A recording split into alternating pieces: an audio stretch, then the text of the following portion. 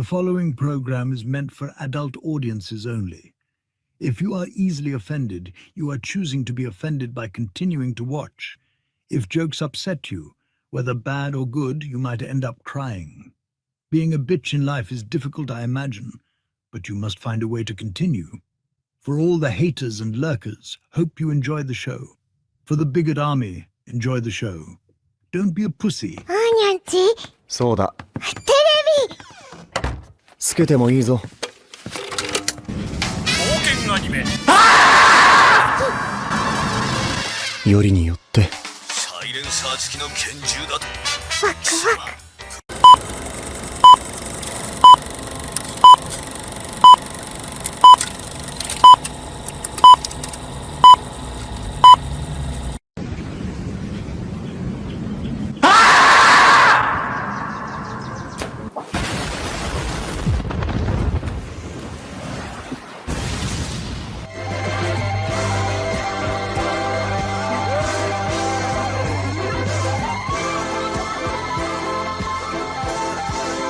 Here we go!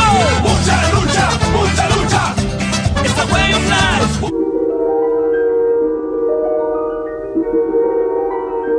There is a fifth dimension, beyond that which is known to man.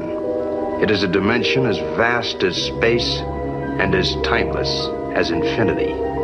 It is the middle ground between light and shadow, between science and superstition, and it lies between the pit of man's fears and the summit of his knowledge. This is the dimension of imagination. It is an area which we call the Grifter Zone.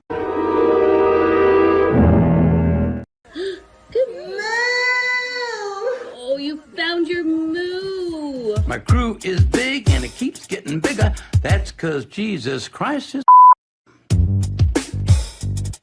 Man, I want to get drunk in a hotel room with you. That might be taken out of context. Gay, gay, gay. Oh. No.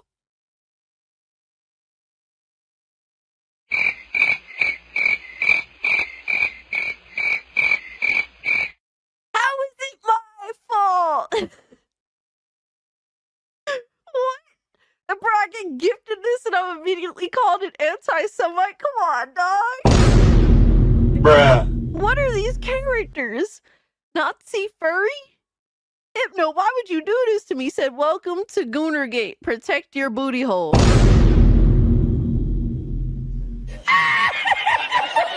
What's up, nerds? It's Alyssa Mercante, Kotaku senior editor, and nobody even wants you here.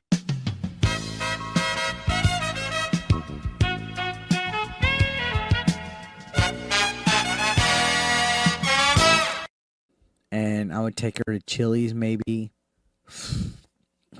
You know, like, genuinely, I just want the best for her. Genuinely. Listen, if it was consensual and you didn't hate the Jews, I'd fuck the shit out of you. I would. What did he say? People are gonna clip that. You know that I don't. Clip it. I know you don't. Come on. But that's the thing. Why can't we have fun? Bruh. That's an interesting way of putting. That makes sense. He's jealous. Fuck yeah. Been knew I was that bitch. I didn't need a man to tell him to fuck. And Hypnotic again, member for 1 month. Thank you. Enjoy First Berserker. What's that black stuff between an elephant's toes? Slow natives. Wait. Wild. Yeah. On the other end of the spectrum. Yes. Okay. I'd say that goes out of dad into dark, but sure, yeah. Definitely dark.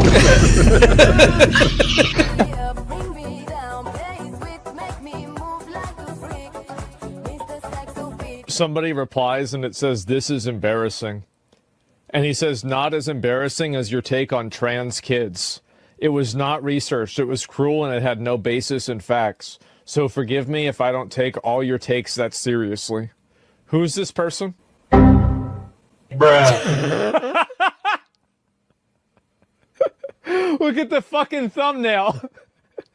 God of Cock Meltdown. Oh my God, look at this. Oh man. Yeah, sure. Trans kids, for sure, man. Right, but you're giving an opinion on an article with a headline that's inflammatory. So the fact that you're giving an opinion on what's on screen, Did can I I focus on the inflammatory nature of the headline? Well, can I assume that everything in this article you would agree with? You shouldn't assume. It makes an ass out of yourself and me. Okay, so then down his timeline, you're gonna see a lot of ass and titties. Okay, me on my Twitter timeline, you ain't gonna see none of that. As a matter of fact, like I can show you, I can scroll down my entire news feed on Twitter. Why would you ruin my point? I'm trying. God damn. Why would you ruin it? I didn't do that. I don't know who this chick is. Why would you do that? I can't even edit it out. Ladies and gentlemen, we got him. Someone you love been canceled? Have you been the target of online harassment because of something you said or refused to be compelled to say by the mob? Did you mistakenly think you could be an individual, form your own opinions, and keep all of your friends? Did your social credit score tanked because you had a conversation with, subscribe to, or follow someone who suffers from wrongthink? Have you been called a literal Nazi because you think taking care of one's physical health is important? Have you tried apologizing for your transgressions only to find out you actually poured gasoline on the they-them flames? Have you ever had a politically incorrect thought or, heaven forbid, made an off-color joke? Well, we here at the Office of the Cancelled are here for you.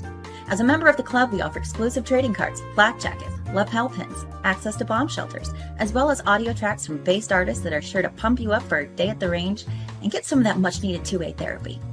Remember, folks, you're only canceled if you let yourself be canceled, and every one of those collectivist NPCs can go fuck themselves. Eating the dogs, they're eating the cats. Eat the cat, eat the cat. 15 years have I been waiting to stand up for my I'll wait some time because the longer we wait, like the more realistic it'll be, you know, when he comes back to life.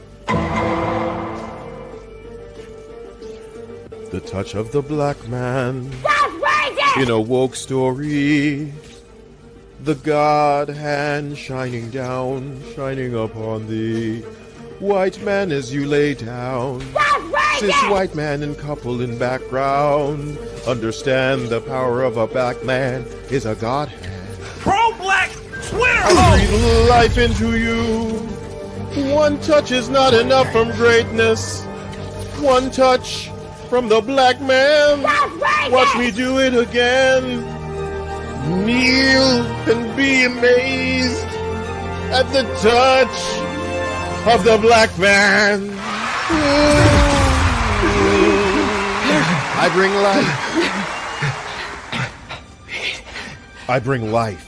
Pro-black Twitter hoes! That's right! That's right! Robocock, don't clip that, no! Bruh. Oh God, that's getting clipped. Hey yo, what the fuck? Oh shit. I was doing so good tonight too. I'm tired of you! Drop retard. Robocock.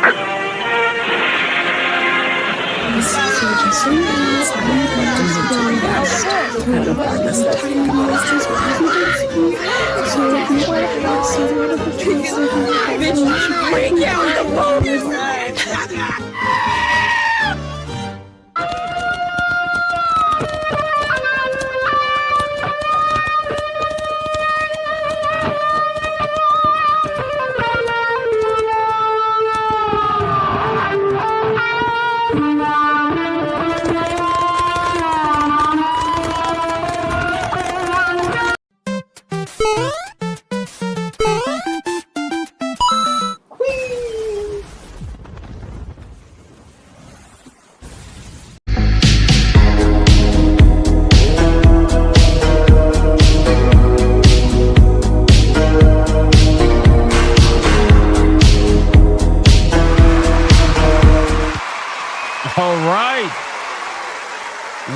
everybody, to another episode of Hypnocast. That's right, we are live, boys. We are live. We're going to dive down the rabbit hole that is known as the internet. But before we do any of that, you got to bring it in. Guys, listen, I understand. I'm feeling it too. All right, I understand. It is Monday. Nobody fucking likes Monday, okay? Like, I get it, all right? Can we be a little bit honest here? Can we be a little bit honest here? Nobody likes Monday. I'm feeling it. Are you feeling it? I'm feeling it. But you know what? We're going to come together. We're going to hang out for the next couple of hours, regardless, and listen to the following message. Do not fucking touch Santa's hairy belly. If you are watching on YouTube, like the stream. Like it. Now, if you are watching on Rumble, like the stream. If you are watching on Twitter, like the post. And if you're watching anywhere else right now, you will be the next victim of the hairy belly tickler. So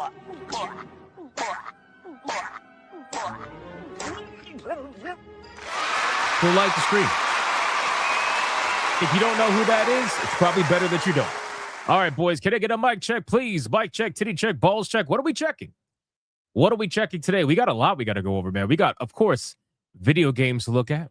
We got indie games to look at. We got all kinds of stories. Amazon is selling IPs over to Ubisoft of all places. What the fuck is that about? We got the return of Marathon, ladies and gentlemen. I didn't think it was going to happen before the year was over, but apparently we got our first look at what they've been working on. The return of Marathon. But what else are we checking? Hypno, the Fentanyl Zombie check. That sure is how I feel today, for sure. The Forbidden Fruit check. Moose check. My DoorDasher left me a rose check. That's weird. Krampus check. Potatoes gratin check. Fentanyl check. Just got paid check. Very nice. Right arm is free. I am in a sling now check. Very nice. Congrats, old man Gad. Hypno claws check. Marathon still flopping check. Testicular fortitude check. Buns check. Sweet baby ink sucks check. Bungie is a glutton for punishment check. Chicken with buffalo sauce check. Summertime check. Barbecue ribs with homemade mac and cheese on the side check. Come together check. Shiny ball shrine check. Homemade stuffed jalapenos check. Spicy chicken and waffles check. I'll be getting Crispin Desert instead check. Hypnotic Funko Pops when check. Old man Cad check. About to get a brand new PC soon check. Ooh, that sounds good. Empanadas with teriyaki chicken. Oh my God. That sounds amazing. All right, guys, our ESG scores are at their maximum. We are fully funded. Like the stream. Like the stream. Let's do the Bigot Army roll call. Let's see who is in his chat right now, aside from former Kotaku Uridalis, Black Samurais, that unfortunately did exist at one point, but no longer do, and people that swear. You know what? Just give me those fucking... Give me the empanada with the chicken teriyaki. Fuck the whole last line, bro. That shit sounded really good, man. How dare you mention that? How dare you mention that and not have any to give out? Like, that's kind of fucked up, buddy. All right, man. We got Fluffy Murder Machine. We got Somnus. We got the Hairy Belly Tickler.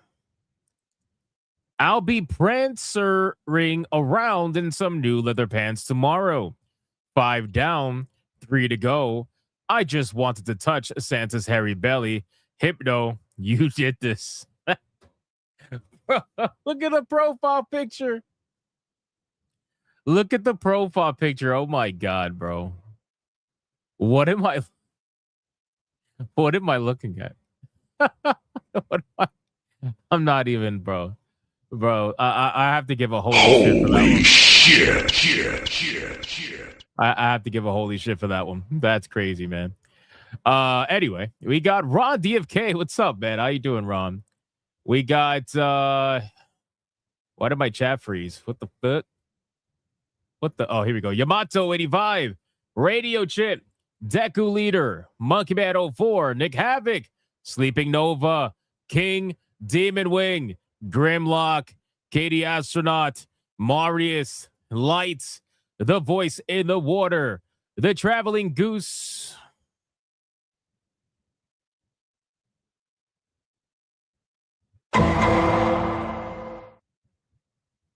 Undisclosed location.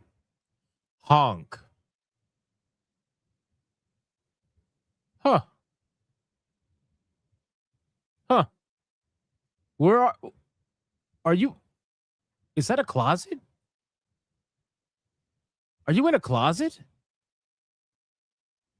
Why are you in a closet?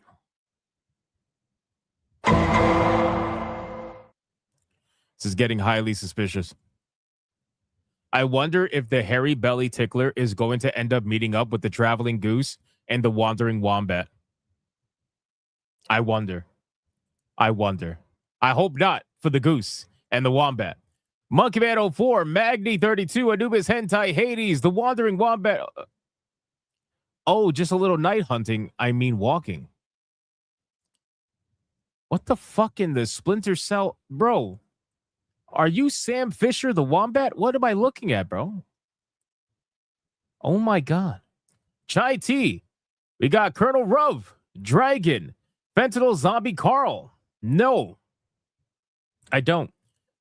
We got Matt Stanford, Commander Sonok, Old Man Cad, Beautiful Zexel. This is Sparta 9000. Creep Hero 7. We got John D.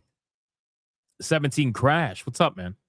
We got Jay Sims, Tim Grove, Reaper Knight, Ali Kusanagi. We got Uper 199. We got Adam Juman over on Rumble. We got GDR. What's up, GDR? We got Frentio 7. We got Melody Johnson, Marine Corps over on Rumble. The King Joker, Shinfill, Breakaway Veins. We got Oliver Adam, Lucky Boy, Too Cool Curry, Spectral Heartless, More Dots, More Dots, More Dots. We got Draconic on Rumble, Melodic Method. What's up, dude? Dark Daimo says he is finally here. Bugsy, Azrai. We got Backbone EJ8. We got Alucard. Who else is here? Let me scroll down here. Dark Lord. What's up, Dark Lord? Demon Carol. Playing some Riftbreaker. Nice. 2K GameCuber. What's up, dude? We got Final Twin. Says, yo. What's up, Final Twin? All right, 4 more people. 4 more people, and then we got to get on with the show. 4 more people. We got, let's see, Deadly Catzilla. We got Mr. Cougar 9. We got iDog. What's up, dude? It is not my closet, so I don't know whose closet it's in, but I would check your closets if I were you to find a random wandering goose. We got Kalen. What's up, Kalen? We got Speedo the Guido. We got Fat Roller. We got Trey Burkhalter, to troll or not to troll. I appreciated the trolls last night, my man. Legendary. Absolutely legendary. We'll never forget them. And last but not least, we got Crash Collins on Rumble. We got Deku Leader. We got Cujo Steel. We got Tim Grove. And we got Lord Bowser the second. Time Bound Howler. And who's the last one? Foxy, Roxy, Soxy. All right, boys, I called out as many people as I possibly could. Let's sacrifice your fellow Bigger Army member, and let's see who is going to get the massive money shot today, boys. Who is it going to be? The massive final money shot today. Let's find out. We got Mr. Melancholy starting us off. Booty hole protected by the power of the Supreme Waifus. No Booty Adams. No Mercanti. Times 8. You've been naughty, so Santa and Krampus will tag team that ass. 1, 2, 3, 4, 5, 6, 7, 8. Hanny by the power of the Goon Oil.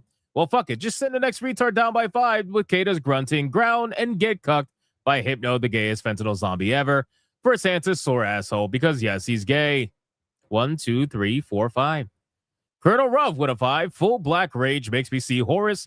So send those heretics back to the warp. The Emperor protects. Eat my shovel. 1, 2, 3, 4, 5. Oh, he tagged himself. 1, 2, 3, 4, 5. 17 Crash. Booty hole denied by emojis. Go down by 3. Jingle bells, Jaffe spells, Mercunti, queefed, and egg. In your face, fucker. 1, 2, 3. Colonel Ruff tagged again. 1, 2, 3, 4, 5. The Voice of the Water. No Kotaku, no Jaffe, no Diddy. No Games Award shills. Use the soothing and the dulcet sound of Blackmore's Night to lull the person by 5 into a state of relaxation so that they can't avoid the money shot. 1, 2, 3, 4, 5.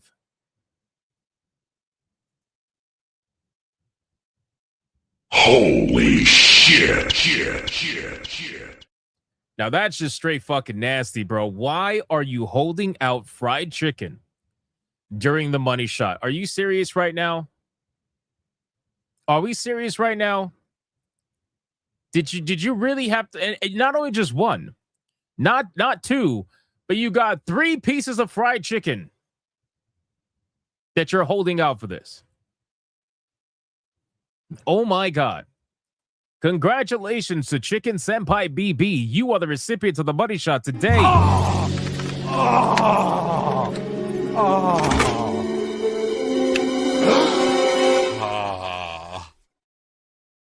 What the? That's insane. That is insane. All right, boys, listen, we got a lot we got to talk about today. All right, not only are we going to be looking at a bunch of video games, indie games, random games that I saw on Twitter. There's one in particular that looked so fucking sick. I need to show it to you guys. But not only are we doing that, we're also going to talk about how Amazon has apparently sold a MOBA to Ubisoft. I wasn't even aware that Ubisoft was even interested in buying a MOBA, but apparently they have, and they bought it from Amazon. So we're going to talk about that. We are also going to talk about the return of Marathon. It's a big story right now. Bungie has finally showcased a trailer with a little bit of gameplay, trying to pretend like everybody was having fun during their internal playtest of Marathon. And they released some details that we're going to go over regarding Marathon. So we're going to cover that. We're also going to be covering Lords of the Fallen. Lords of the Fallen has been causing a little bit of a meltdown with some journalists out there because they don't like the fact that the CEO has openly said that there will be attractive female characters in general in the game. And the funny thing is, he didn't even say that. The funny thing is, he just said yes to someone else who asked that question. So they're misquoting him purposefully. So we're going to go into that as well, because let's be real, they absolutely hate the guy. So we'll talk about it. We're also going to talk about a couple of fast topics. We got an update to the story regarding Shrine's Legacy, that indie game that got accused of utilizing AI in their review, and they begged people not to do that because they haven't used AI at all. Well, we have an update to that story. It's a little bit of meltdowns regarding that. And we got some Tomb Raider news. We got Resident Evil news. We got Stalker news. We got Stellar Blade news. That should be interesting. And that's basically it. Yeah. So, and I think, I'm sorry. We have Diablo 4 news as well. So we got a lot. We got to go over and try to catch up on. So let's get right into the #1 segment on YouTube, the #1 segment on Rumble, the #1 segment all around the galaxy. This segment is none other than the pre-stream legend. Money, print money, cash, money, well, capitalism, raise a bunch of money, more money, heaps and heaps of money, print money, cash, money, well, capitalism, raise a bunch of money, super chat, money. As salty as the sea, calling us no code names. SJW screaming, but it's money they blame. Burning with envy, they're falling flat. They can't handle the sound of a super chat. That's right. We've got ourselves the pre-stream legends, ladies and gentlemen, where if we get lucky today, we will hit 519 tier 1s in a row and 208 tier 2s in a row. Unfucking believable. Unbelievable. Starting us off strong with the ultimate troll, we got Hypnotic's El Salvador roommate. Oh, this one still gets me every time. Hypnotic's El Salvador roommate for $20.83. Here we go! Mucha lucha! It's the way of life! Mucha lucha! He says the cafe served empanadas tonight. Made me all misty-eyed. Remember that toilet coffee we used to make? Did you ever start selling it like you always talked about? Fuck! No. Everything you're saying is all made up, sir. Thank you so much, Hypnotics El Salvador roommate, for the $20.83. I appreciate it very, very much. Starting us off very strong. And then we got Mr. Melancholy with a 2. What's a joke and a disappointment in 1? A journalist. Damn. That's true. We got Old Man Cad with a 5 membership. Bang. Let's fucking go! It's a membership banger! And considering that was the first one of the stream, you already know what that means.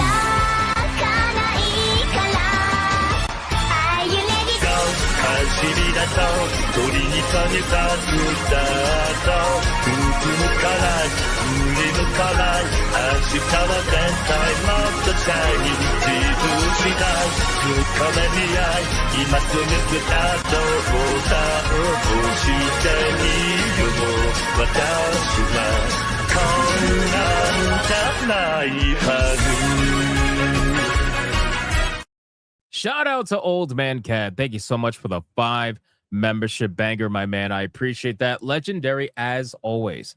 And then we got Kaylin with a 5. Journals are trying to slam it down. I'm gonna buy it just because. Kept the good faith and brought out Lords of the Fallen 2.0. They are keeping it real. I am in. Yeah, we're gonna talk about it, man. It's an absolute joke. It's a joke, but it's pretty typical. I mean, at this point, every time we cover some of the things that journalists do, at the end of the day, we got to just realize this is what they do, you know, and just keep talking about it. It is what it is. It's funny. King Demon Wing with a 5. What do you call an old snowman? A glass of water. That's pretty fucking dark.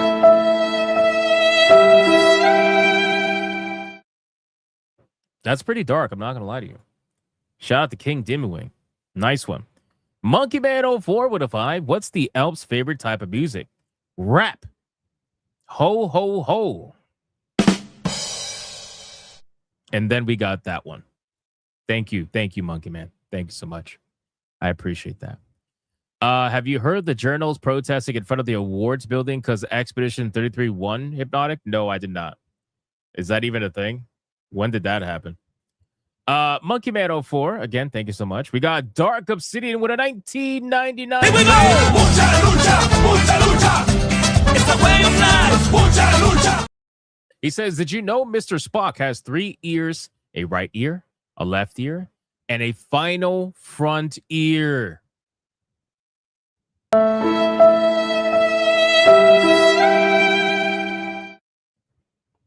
Really? Wow. Wow. That's different. That's definitely different. I've never heard it. I feel like it's probably been on the internet for a while, but I've never heard it. Dark Obsidian, thank you so much for the 1999. I appreciate it.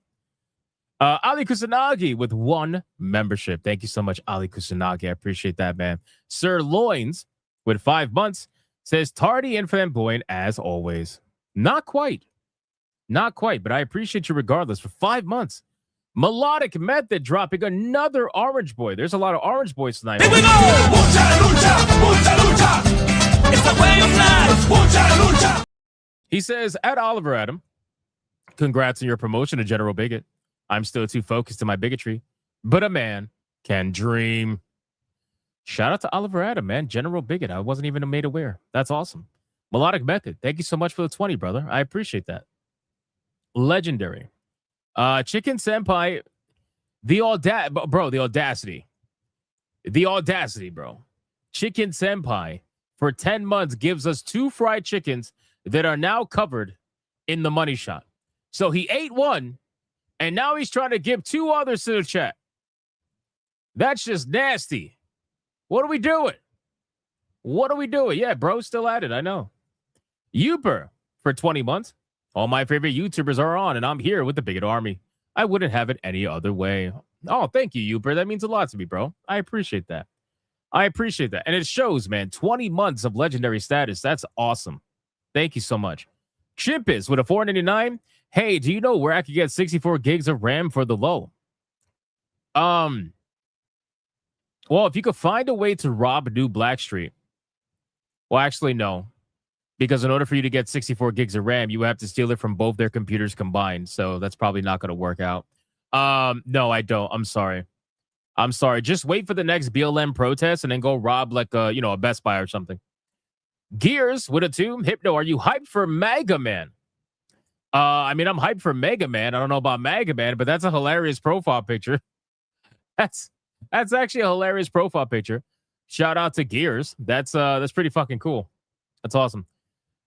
Speedy Cake with a 5 says if/when the what?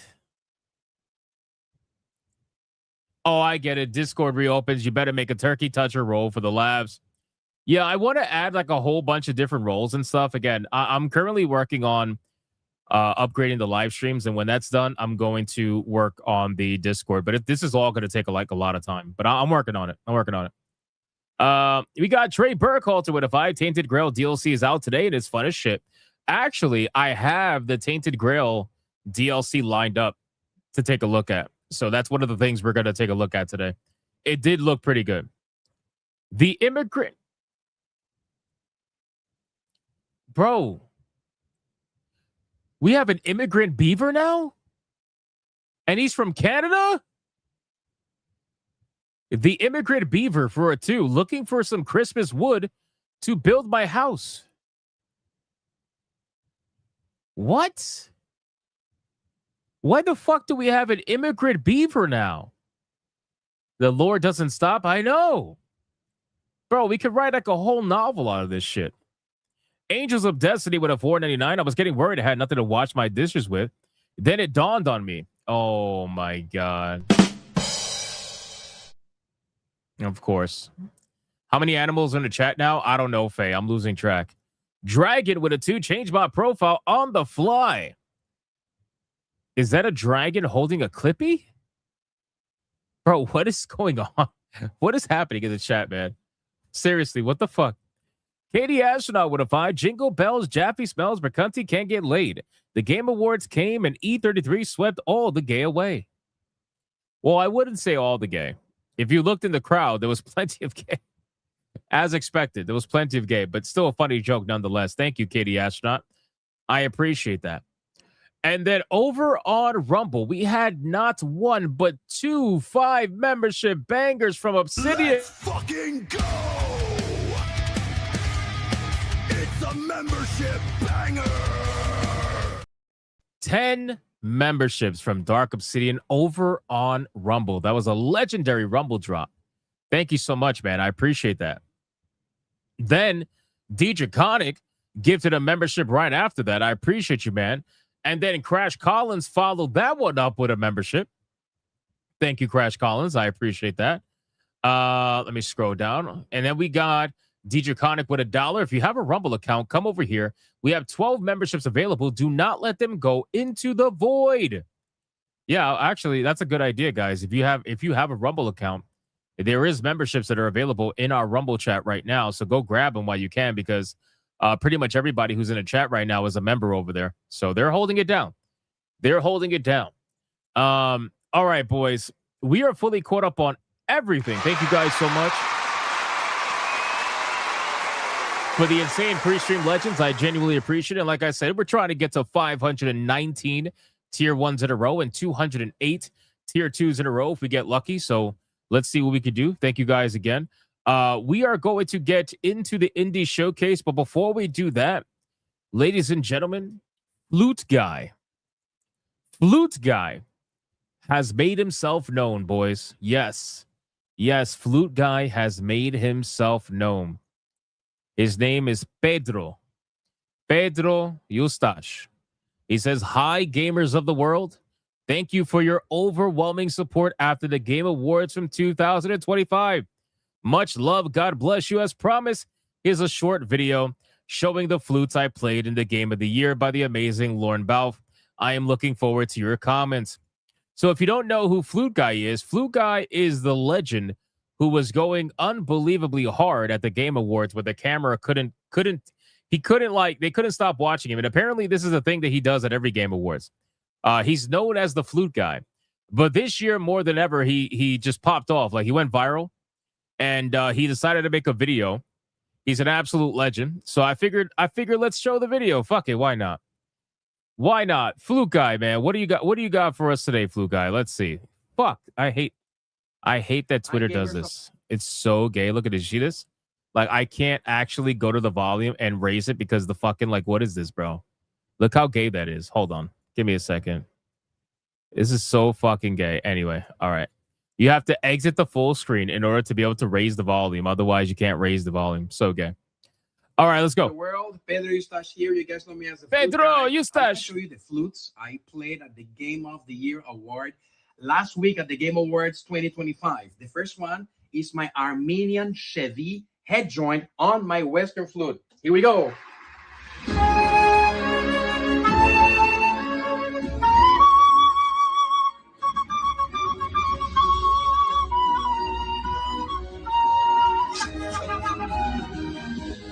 Armenian balloon head, 3D printed. He 3D printed the balloon head for his flute. That's crazy.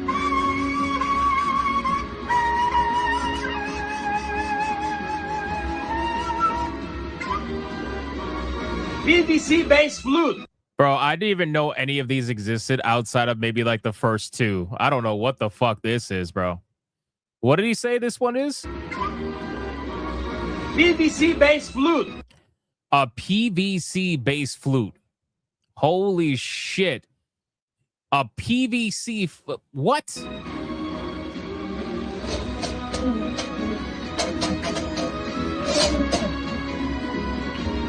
Chinese diesel.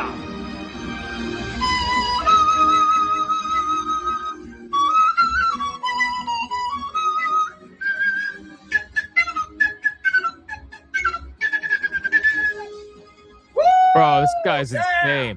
Can you, like, listen, I'm going to be real with you. So, like, all the people who are discovering Flute Guy, and they're like, man, his energy is amazing, right? Like, this guy's insane. This guy is, like, so full of energy, right? I'm going to be real with you. And I'm sure my other fellow Hispanics will probably agree with this. This is basically like any one of our uncles growing up. Like, if you lived in a Spanish household, you knew at least 3 of these kind of motherfuckers easily, right? So Flute Guy's fucking legendary, man. Absolutely legendary. And it shows that he is unbelievably passionate about what he does. I mean, look at his gear. Look at his gear in the background. Do you see all of this? Look at all of these, like, bro, all this equipment. It's insane. Bass flute.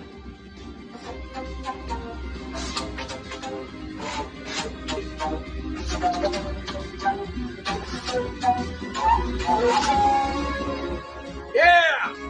Now my contrabass flute. Holy shit, the thing is, what the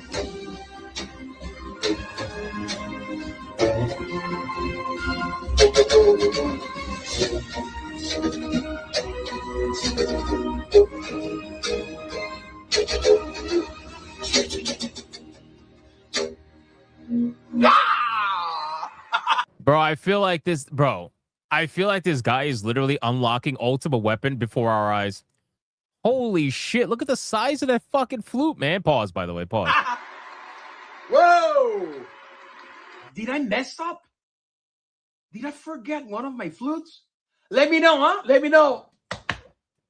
Oh yeah, bro, he is so like the Spanish uncle. He is absolutely the Spanish uncle. That is amazing. So shout out to Flute Guy. I saw this video going around on Twitter and I was like, I got to bring it to the chat because we were all talking about Flute Guy during the Game Awards. And yeah, it's fucking awesome, man. Shout out to Flute Guy, man. All right, boys. Indie Showcase. All right, folks, it's time for the Indie Game Showcase. All right.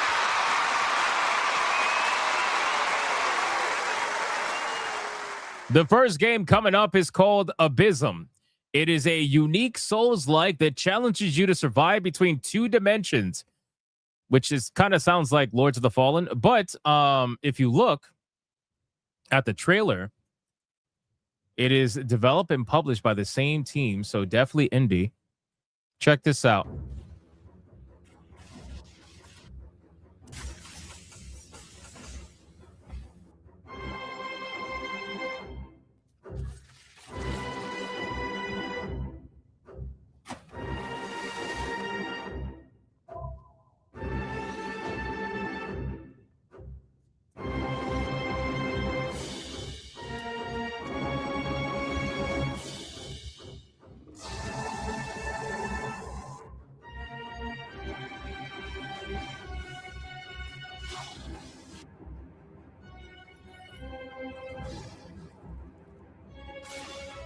By the way, I absolutely love the music. I feel like the music reminds me.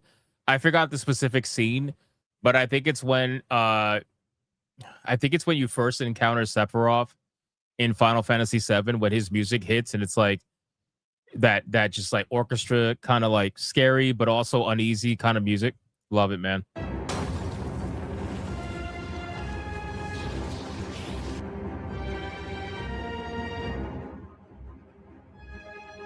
We got the cards. It's the cards. Every time I see the cards, we're just going to call it out. That's just what we're going to do from now on. Every time we see the cards, like, yep, it's the cards. It's the cards.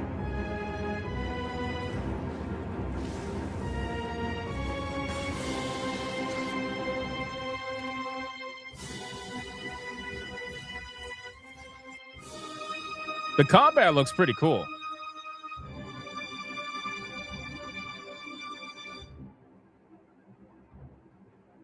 Well, so Zelda says, are we sure this isn't a roguelike? They label it as a Souls-like, but it could be a Souls-like with roguelike elements in it, so I don't know. I mean, the combat looks pretty Souls-like. Just in a different graphic style. The game is called Abysm, Absym. I mean, I thought this game looked pretty cool. I like the mix of graphics that it has going on. I also, I don't know if I'm going to be a fan of the multi-dimension kind of a thing. Again, most games don't really do that properly.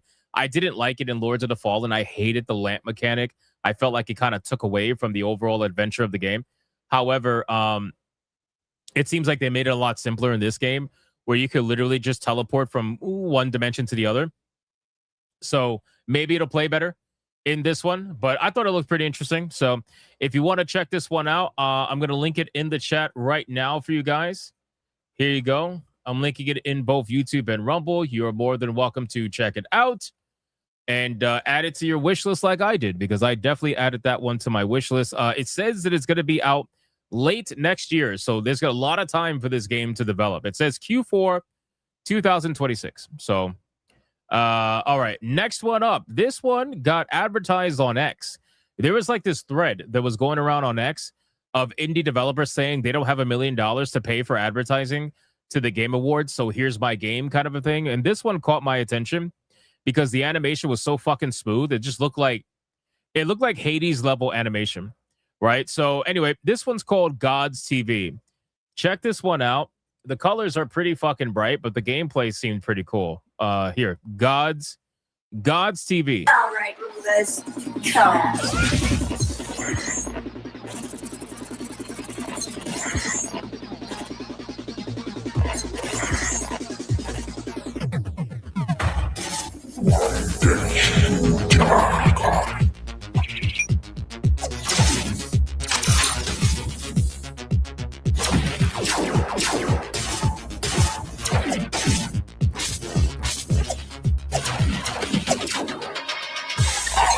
Hey, yo. Hey, it's a family-friendly show. Hey, bro. Oh, my God. Holy shit. My man looked at that booty hole. He was like, yep, I'm going all in. That's crazy, bro. Family-friendly show. What are we doing?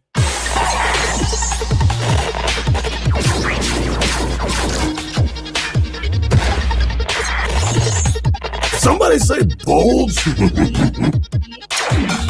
Sex with me is technically impossible. What the fuck? It's hot. Wait. So he said sex with me is technically impossible, and the other guy said, ooh, that's hot. Bro, what the fuck? Can you please just stop rubbing your apparatus in everybody's face? Okay, so this game is going to be pretty forward. What the fuck? This is definitely not family friendly. I got completely I guess baited by the graphics and the gameplay. I only saw the Twitter gameplay. I didn't see all this. Holy shit! Do they have another trailer? Yeah, they do. Oh my god!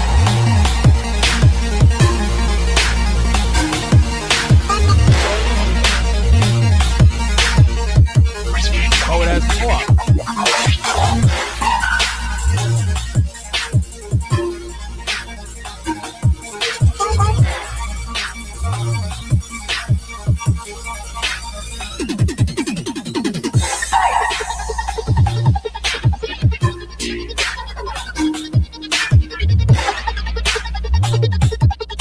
Well, I mean, the journalists are gonna love this. The journalists are gonna love this because, you know, if you're gonna have a whole bunch of like random odd characters hypersexualized, they're gonna think this is the bravest thing ever. So the journalists will definitely love this. I like the gameplay, but in terms of the dialogue, I think the journalists are gonna lose their fucking mind over it for sure. They're gonna be like, "Yes, this is so horny. I love it." You know what I mean? That's what they're gonna say. So in any case, definitely, yeah, I was gonna say definitely a fever dream or a fever nightmare if you really want to be specific. God's TV. Go check that one out. That was interesting. All right. Technically, this is an indie game, technically. So I will showcase it, but I was going to showcase it anyway, so it's fine. So you guys know I played Tainted Grail Fall of Avalon. I feel like Tainted Grail Fall of Avalon was a video game that really kind of got snubbed. And it's kind of sad because it's actually a really good game, really good overall RPG, super rich, like from a gameplay and story perspective. It's basically what Avowed wished it could be. So Tainted Grail Fall of Avalon has released their expansion, their DLC. I think it came out today, I'm pretty sure. And we're going to check it out together. Let's take a look. I might end up buying this because I really enjoyed that game. And I don't normally buy DLCs, but considering how much content is in Tainted Grail, it's definitely something I might consider checking out. So here we go. We got a minute and a half. Here we go. Before we made Saras our home, we drowned it in blood. We fled one war only to fight another, to be forced to fight again for our existence.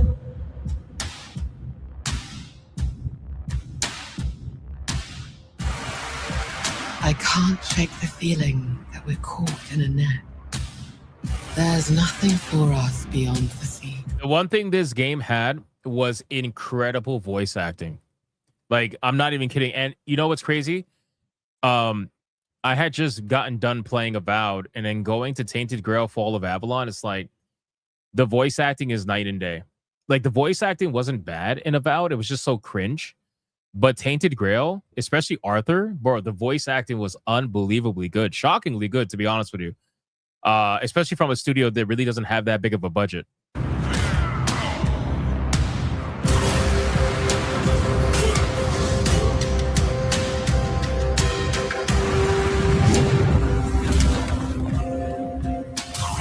Lear was a true captain. He would not forsake Saras, even as it sank to its end.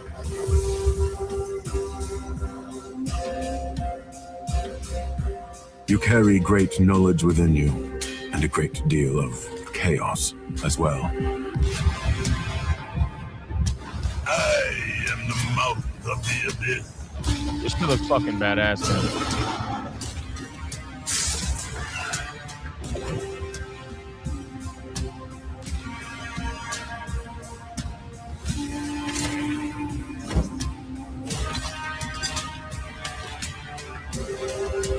It was your command that doomed us to this fight. And by the almighty Lord of the Seas, I swear, this day, you both shall die. No, Melodic Method, it's not an MMO. This game is already out. I already played it. I reviewed it. If you want to go see my review, it's on Hypnotic Gaming Live, but this is the expansion for it. Tainted Grail, The Fall of Avalon, Sanctuary of Saras. This shit is fucking, it's really good, I'm telling you. Now, there was a lot of small problems with this game that I put in my review. And I believe they fixed a lot of them. I haven't been able to get back to the game. I completed it from a story perspective, but I haven't been able to get back to the game to see all the changes they made. But apparently they made a lot of changes, fixed a lot of bugs, fixed a lot of issues. So if they fixed a lot of the problems that I had in my initial review, like the glitchiness and whatnot, and the overall just jank, then that'll be great, right? So, but yeah, it's out now. Shinville, the expansion is out now, like literally right now, and consider checking it out. If you haven't played the original Tainted Grail, consider checking that out too, because honestly, it's pretty good. And if you need to go see a review, go watch my playthrough on Hypnotic Gaming Live. It's available. It's up. It has its own playlist, so definitely check it out. But I think the game is worth it for sure. And the DLC, you could actually buy. You could buy the game with the DLC. It's on sale for $46. It's 23% off. The original price is $60 for both. You could buy it. You could buy it for $46, both of them, or you could buy the DLC for $14.99. So not bad. All right, let's X out of that. And okay, I got. Oh man, I'm saving the best one for last. This one looked really good. This was called In Hope Voiden. Okay, In Hope Voiden. It says a forbidden war zone, 12 soldiers, 1 life each, in the first-person survival horror. Death is permanent, and the world remembers. Interesting description. Developed and published by the same studio. So check this one out. Put the audio up. Here we go.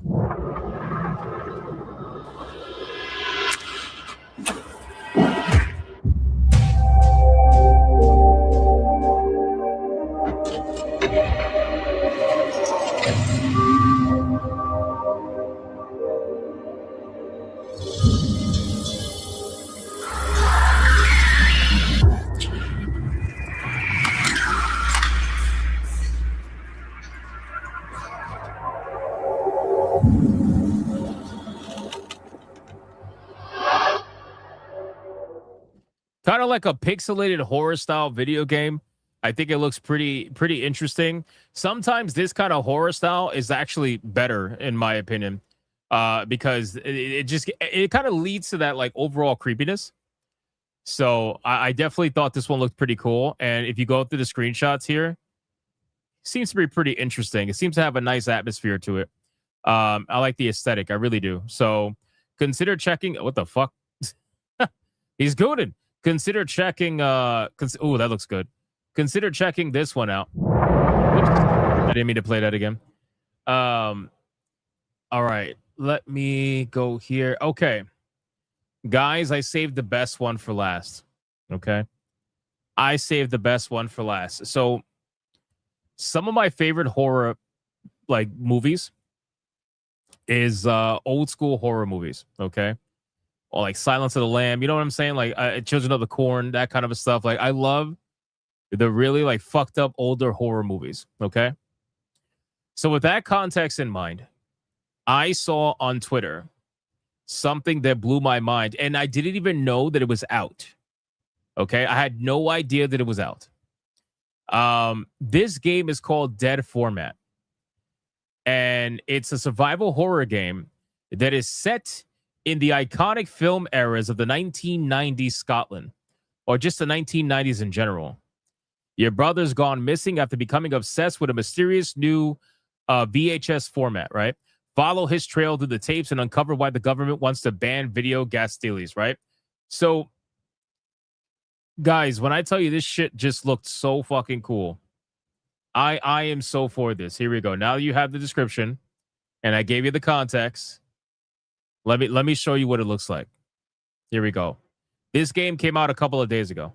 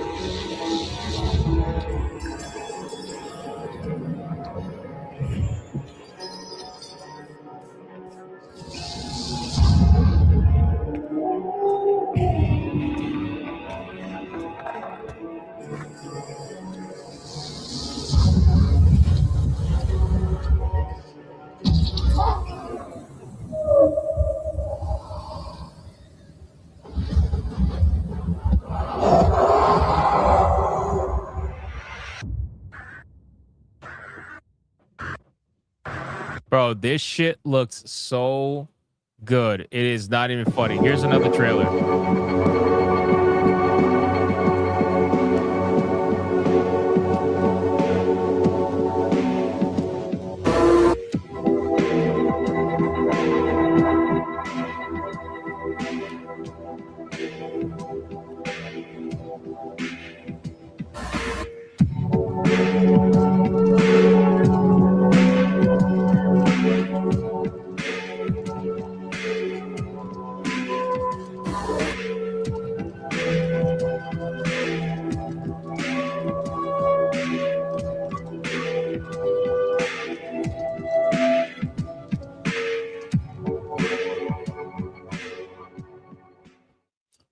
Oh man.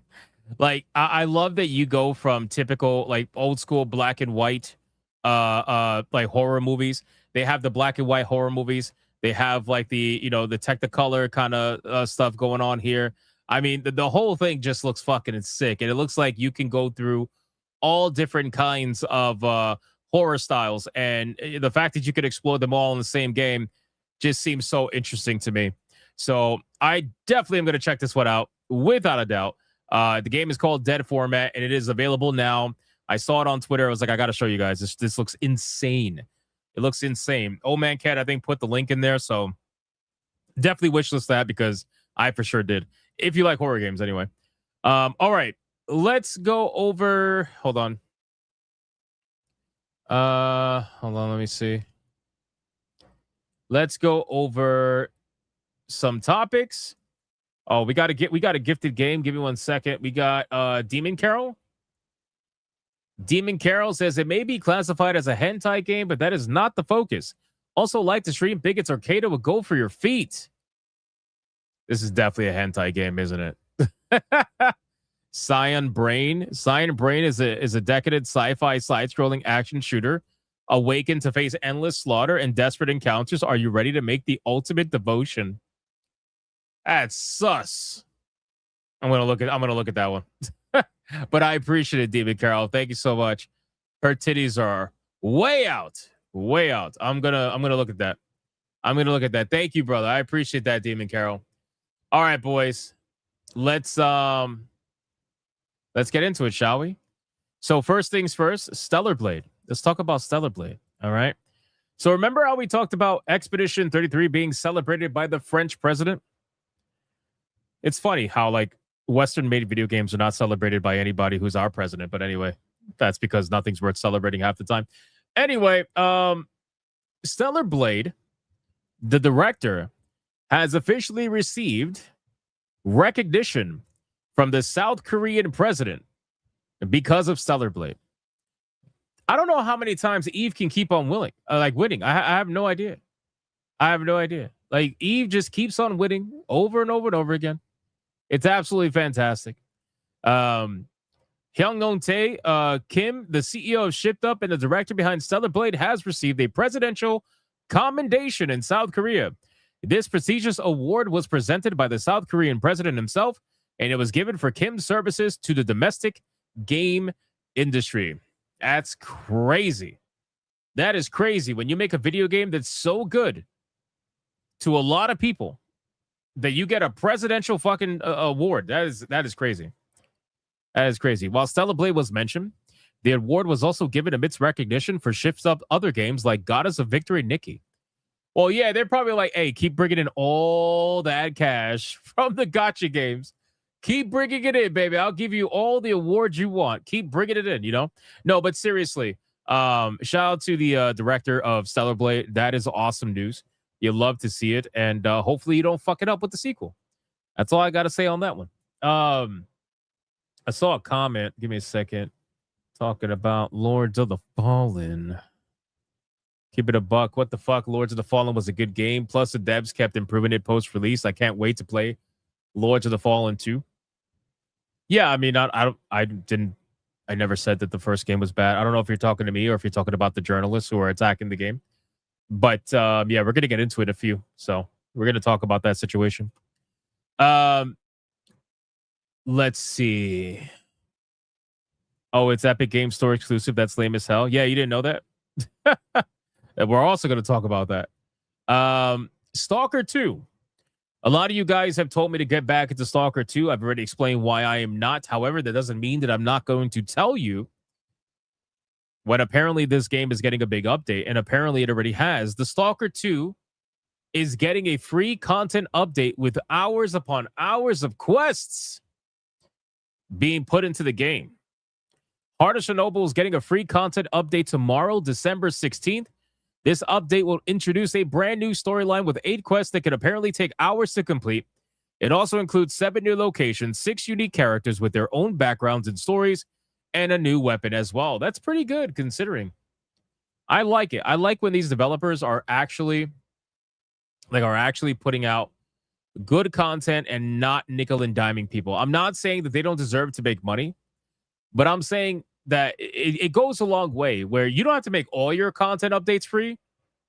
But if you do like 1 or 2 content updates for free, it really goes a long way to solidify a fan base for you. You know what I mean? And sometimes maximizing your profit is not everything. You know what I mean? Sometimes putting out that 1 free DLC, 1 free expansion, 1 free content update, whatever, that could go a long way with a lot of people, especially if they're fans of your game. So I can appreciate this.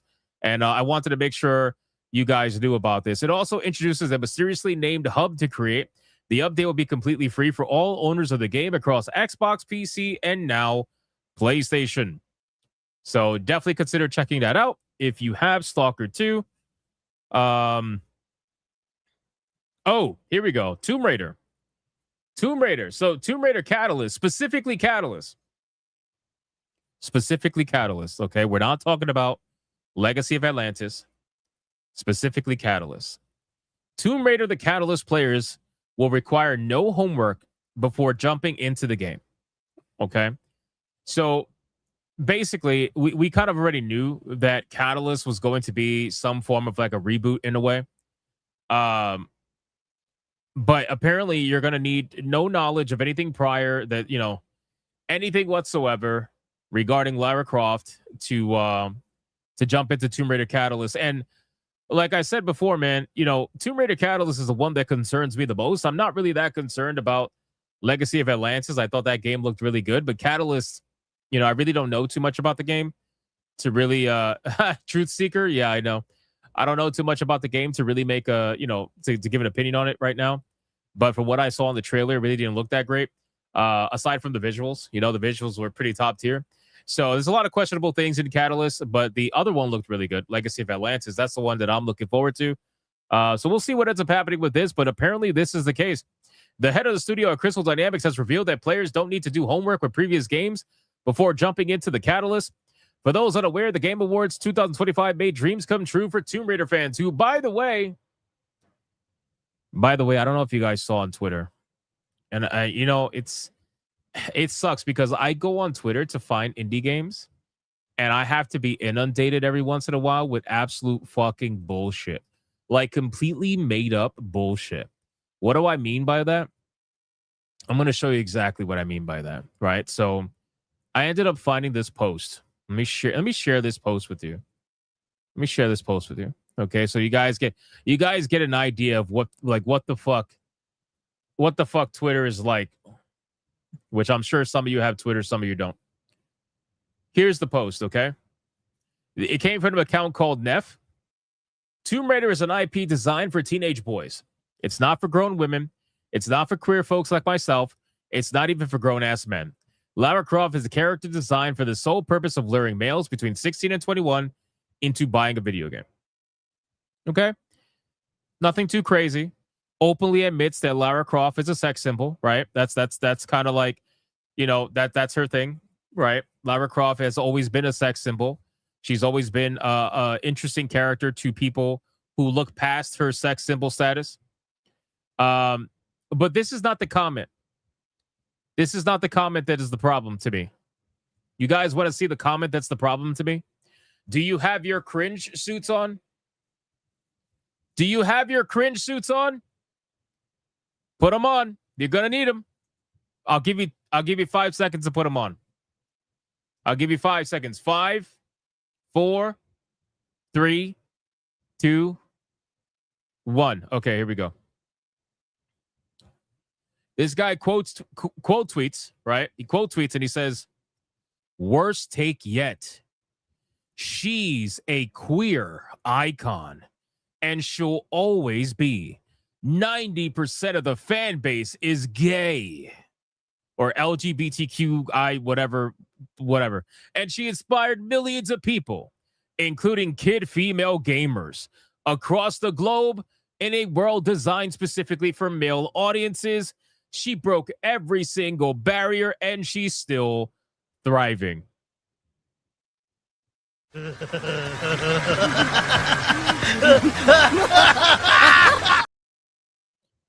Do you see what I'm saying? Where people just like literally make shit up. Like we just make shit up.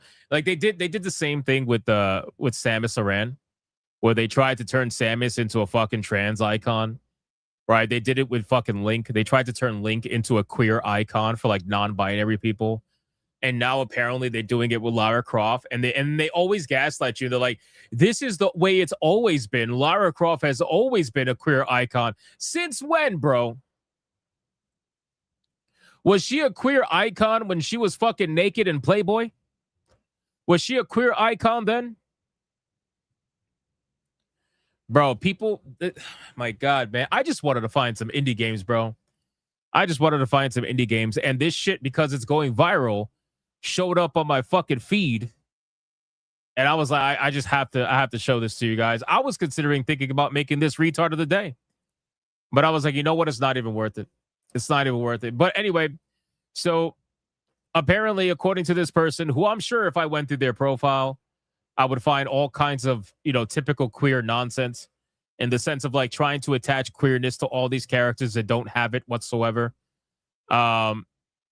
This is where we're at, right? This is what we're dealing with on Twitter.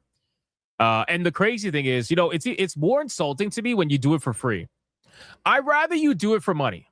You know what I mean? I'd rather you have a blue check mark and do it for money instead of straight up fucking lying to everybody for free because you get off on it. I feel like that's more insulting. And that's exactly what this person is doing. They're literally doing this for free. They're making up this complete bullshit for free. A famous explorer once said, "I make my own luck." # Tomb Raider. Bro, how do these accounts... Explain to me, how do these accounts that are unverified with 468 followers end up getting posts that do almost 300,000 views? Since the 90% is driving people mad, I'll double down and say that 95% of the fandom is queer people and straight women. And Sin Fusion is our king, who's part of that tiny 5% of straight men. And no other man will ever come close to him as a true fan and an ally. So 95% of the Lara Croft fandom are queer people and women. Like, this is rage bait, right? Like, this is not real. This has to be rage bait, right? It has to be. It has to be. Tomb Raider profile picture. Like, it has to be, right? Right? Fucking Spaniards. You fucking Spaniards, man. Holy shit. Goddamn Spaniards. Yeah, guys, apparently you guys are all queer or women. Apparently. In case you guys are unaware. You guys are queer or women. And there you go. I'm actually having fun. Last time I checked, all my dad's friends and him had a crush on her, and they're straight males. Pretty sure she was supposed to break male leads, that's all, and it hit with every straight guy. Your dad's friends are gay. Warn the spouses. This guy is absolutely trolling. Oh my God, bro. I can't with Twitter. I can't. I swear to God. I swear, like half the time I just want to delete Twitter. It's so oh my God, it's so fucking stupid. It really is stupid. Anyway, all right, let's move on. Yeah, so Lara Croft is a queer icon, just so you guys are aware. So sorry, you're fucking gay. You're absolutely gay. If you didn't know, you're gay. I don't know what else to tell you. I apologize. I hate to be the one to break it to you. All right, let's X that out. So, okay, next one up is... Where are we at? Resident Evil Requiem. So Resident Evil Requiem, we kind of already knew this, but it's been confirmed through conversations with the developers that Resident Evil Requiem is going to be like having two different games in one, according to the director.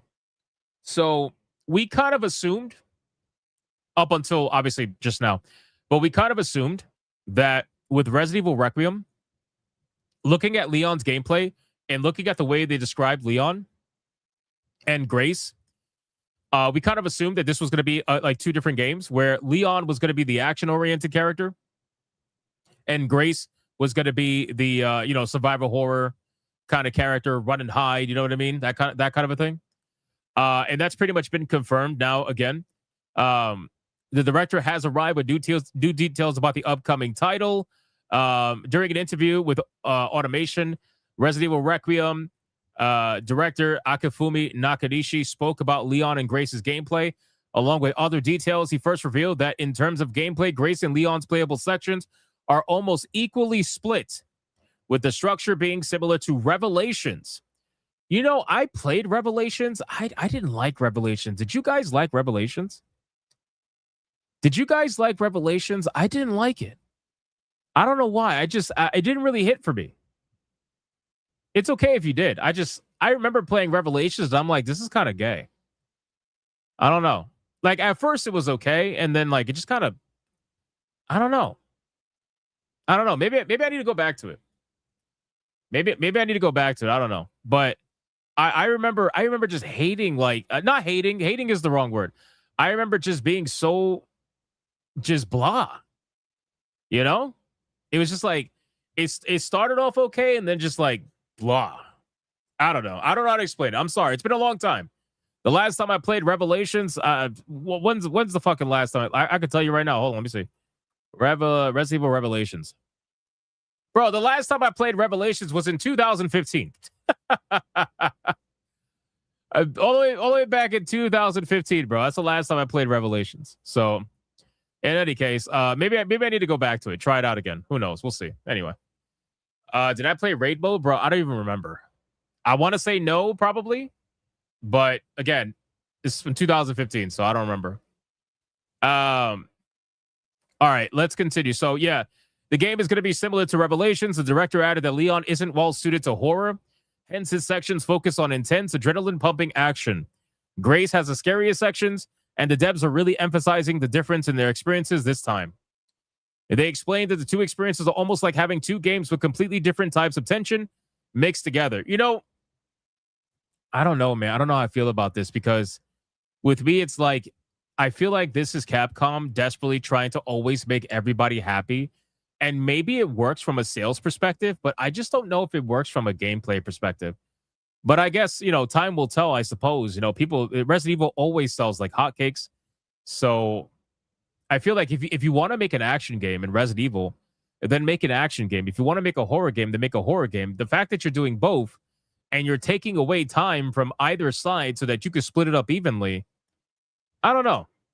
It is what it is. As long as the game is paced properly, because if you're going to go from horror where you can't defend yourself really that well, and you're playing as Grace and she fucking sucks and she's weak or whatever, and then all of a sudden Leon just fucking kicks the door down and starts going guns blazing and shooting everything, the pacing is going to be all over the place. So as long as they pace it properly, I don't think it's going to be a problem, but really it all depends on how they do it. You know? So we'll see how this goes. But anyway, we have confirmation that it is going to be two completely separate play styles, with Leon being completely action and Grace being completely horror. So there you go. Now you know. Now you know. All right, let's talk about Amazon selling to Ubisoft. This was a pretty interesting, unforeseen story. I did not think this was going to be a thing, but apparently it is. I thought Ubisoft was holding back on buying things, considering how fucking broke they are. But I guess they're taking that money from Tencent and they're trying to expand in different markets. Who knows? So Amazon has sold a free-to-play MOBA that it had in development and the studio making it as well to Ubisoft. So the game is not even available yet. The game is not even out. The game is in development, and Amazon has completely abandoned the studio and the development of the game, and they sold it to Ubisoft. Imagine being the studio being sold to Ubisoft, knowing that Ubisoft has been the death of a lot of employees' jobs lately, and studios, by the way, which is pretty funny. The sale of March of Giants comes less than 2 months after Amazon said that it had decided to halt a significant amount of our first-party AAA game development. It seems like they are trying to exit stage right. They're trying to get out. I told you guys, ever since we covered New World, I think Amazon was done, man. I think they are getting out of most of their video game development, and they're going to start selling. They're going to start giving it up. They're going to start abandoning ship, because I think Amazon has realized that they're just not really, it's just the games industry is just really not for them, Amazon's slow, shambolic withdrawal from mainstream video game development continued to pace with today's announcement that it has offloaded the free-to-play MOBA March of Giants, which is still in development, onto Ubisoft. The deal would also see Amazon Games Montreal, headed up by former Rainbow Six Siege creative director Xavier Marquis and Ubisoft Toronto managing director Alexander, I don't know how to say that name, join Ubisoft as part of its Montreal studio. Returning to Ubisoft brings things full circle, says Marquis, the creative director of March of Giants. We built some of our most meaningful work here, and we're excited to continue developing March of Giants from within Ubisoft. The game has enormous potential, and I know Ubisoft can help us take it to the next level. Ubisoft CEO Yves shared similar sentiments, saying that March of Giants is a real opportunity to bring something fresh and dynamic to players and to help Ubisoft compete in one of gaming's biggest arenas. Bro, can we be honest here? Do we sincerely think that Ubisoft is going to be able to compete in the MOBA scene? Do you think that Ubisoft is going to be able to compete against Dota 2, League of Legends? Do you think that's even going to be remotely a thing? Hell, even Smite, and Smite isn't even doing well. You think it's going to be able to compete against Smite? Any of the? No, absolutely not. I highly doubt it. Especially free to play, but I highly doubt it. I highly doubt that Ubisoft has the talent, has the money. Like, I highly doubt it.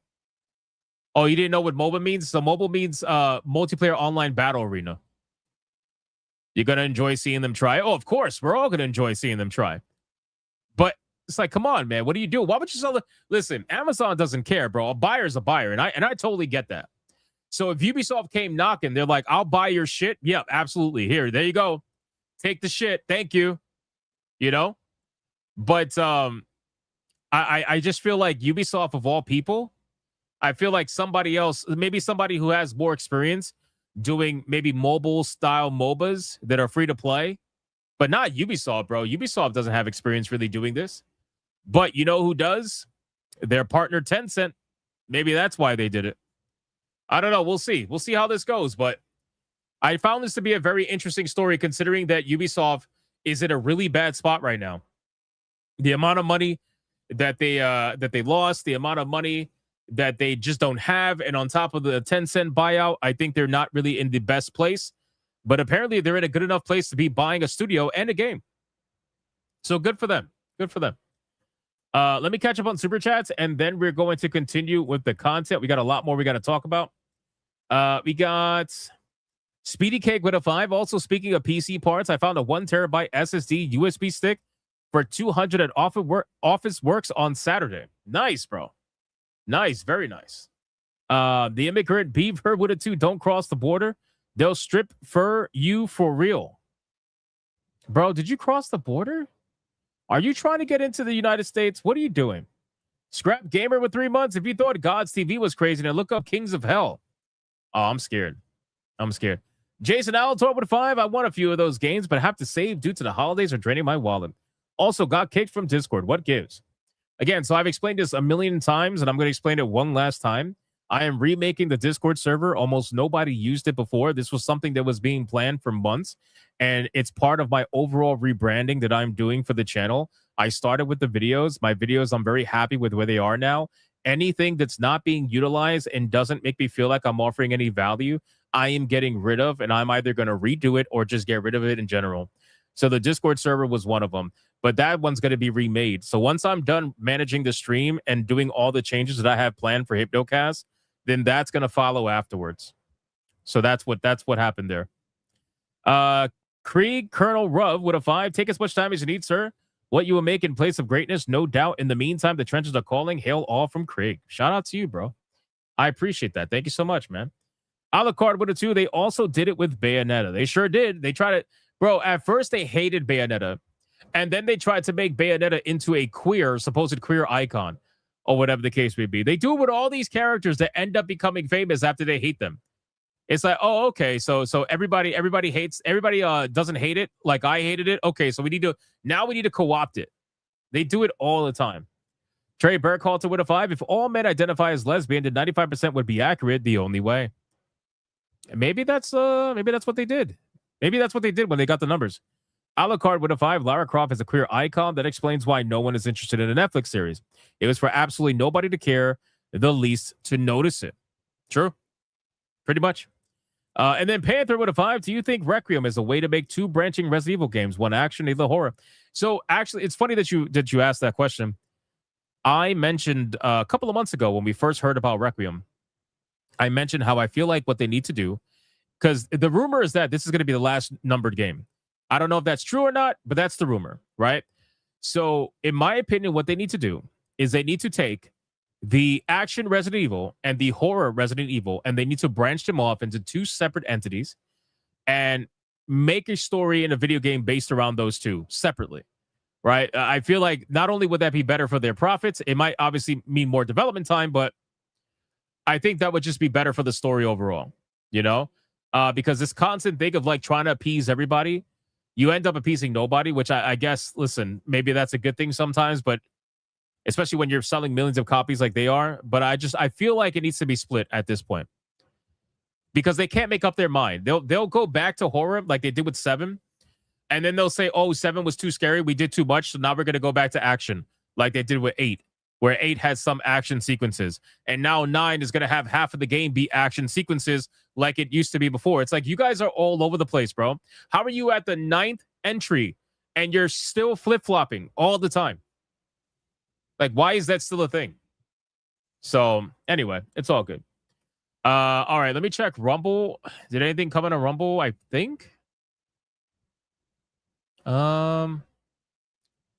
Yes, Draconic with $1 says some memberships are taken. Still got some left over. If you have a Rumble account, didn't receive a membership, send a chat or 2. It does take a minute sometimes.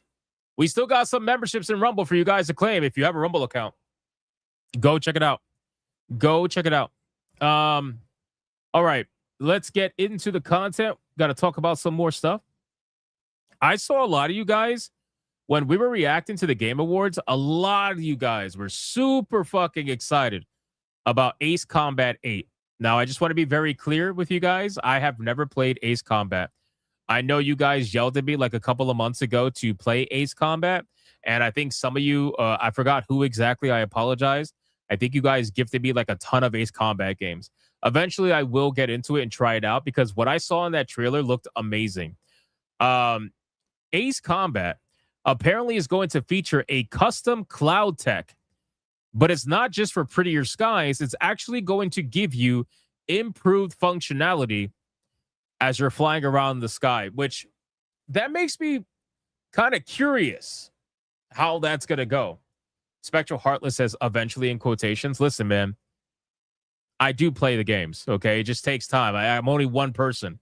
I have a backlog of over like 1,200 games. So I'm trying to get to them as much as I can, and I've recently become obsessed with perfecting my games. So now it's taking even longer. Otherwise, I would just play them, beat them, and move on. But I appreciate you, Spectral. So he says, I personally am not particularly interested in improved visuals without improved functionality. So if you see, it says, hold on, let me scroll down. Whoop, scroll up. With the further success of Ace Combat 8, we hope to bring the series to even more customers around the world. Ace Combat 7 is about to reach 7 million copies sold. That's crazy. That's crazy. This series is very popular. Shimamoto said via machine translation, we hope to eventually reach the 50th anniversary, and we're developing Ace 8 as a turning point for this series. To achieve that, Kono said the developers at Project Aces have devoted themselves to what they believe are 3 core pillars of Ace Combat: the exhilaration of flying freely through the sky, the excitement and pleasure of shooting down enemies one after the other using your own judgment, and the sense of accomplishment of overcoming adversity to become an ace pilot. Our goal was to maximize the strengths of Ace Combat through new ideas and technology. To begin with, Ace Combat is quite literally bigger. In previous games, various rendering and presentational trickeries made it feel like battlefields you were soaring over and hammering with ATGMs were life-size, but in actuality, they were created at a 1/10 scale. AC8 will be the first time that the series will be operating on a 1-to-1 scale. That's fucking crazy. That's crazy. So it's going from a 1/10 scale to a 1-to-1 scale. That is going to be massive. Massive. There were many challenges, but the most difficult was recreating every last detail on such a vast scale. The dogfight maps were designed to allow players to fly freely across a vast space spanning 10,000 square kilometers. What the fuck? What the fuck, bro? AC8 won't just give pilots wider skies to fly in. Kono said the skies themselves will be more reactive war zones thanks to Cloudly, a new engine developed in-house at Bandai Namco Studios, designed to both give clouds a visual upgrade and let players read the sky to improve their situational awareness. Bro, so literally all of this is going to be highly reactive. I'm telling you, that sounds so fucking cool. I don't know. Do you need to play the other Ace Combat games in order to play whatever the new one is? Because if not, I might jump into Ace Combat 8. Because it sounds pretty fucking badass. I'm not gonna lie to you. It sounds pretty fucking badass. So definitely gotta. Do I have that wish listed? I definitely gotta check that one out. Let me see. Ace Combat. Ace Combat. No, I have Ace Combat 7. I got a wish list Ace Combat 8. Okay. All right, fair enough. They got their own stories. Oh, even better. Even better. Oh, I did wish list Ace Combat 8. Okay, I'm good. Even better then. All right, so if that game comes out before I get a chance to play the others, I will definitely jump into that one 100%. All right, let's move on. We got Diablo 4. If you guys played Diablo 4, apparently players have finally discovered something similar to the cow level, except it's not the cow level. Diablo 4 players haven't found the cow level, but they did just find the next best thing, a secret boss battle with piles and piles of loot. So apparently, while all the people haven't given up and continue to scour the world for clues, we're probably thrilled to discover Blizzard quietly included a secret boss event in the latest season. While everyone was busy playing their new paladins, others were playing with body parts dropped from bosses, trying to find a use for them, and they figured it out over the weekend. As you cycle through the new seasonal activities, you'll encounter some familiar demon lords from Diablo's story. They're the lesser evils as opposed to the prime evils, and they drop corrupted body parts that you can use to summon the world boss. It's a straightforward system that gets you to ping pong between dungeon types until you have enough to call in the big guy. But players quickly notice that sometimes these corrupted body parts would drop as purified body parts. A purified claw of Andario or a purified eye of Belial. None of them work like the corrupted variants for the boss, which led folks poking around looking for something to use them on. It didn't take long for them to find 4 altars in seemingly random places in the world that purified body parts can be used on. When you place all 4, a portal opens that takes you to a dark arena with the question mark name. After a beat, 4 separate bosses show up and fight to an all-out brawl. Defeating them nets you heaps of loot, including a unique horse cosmetic and a crafting material that you make one of the best items in the game. You could bring your friends along too, even if you haven't found the purified items. So, very interesting. I kind of want to see. The thumbnail is not bait. The title is not bait. And I'm going to give you your last warning right now. Huge spoilers ahead. This is insane. It is the coolest thing they've ever done in a season. I wish I could overhype this, but I can't. This is the dopest shit in Diablo 4. I'm going to give you 5 more seconds to turn away from this video before I show you what it is. It's so worth it. But if you want to discover it for yourself, here's your 5 seconds. 5, 4, 3, 2, 1. Okay, great. Welcome to the question mark arena where this happens. Okay. Okay. What the fuck is that? Okay, we have Belial. We have Andario. Okay, they're dead. Round 1 fight. Dario's coming up. Oh, he died.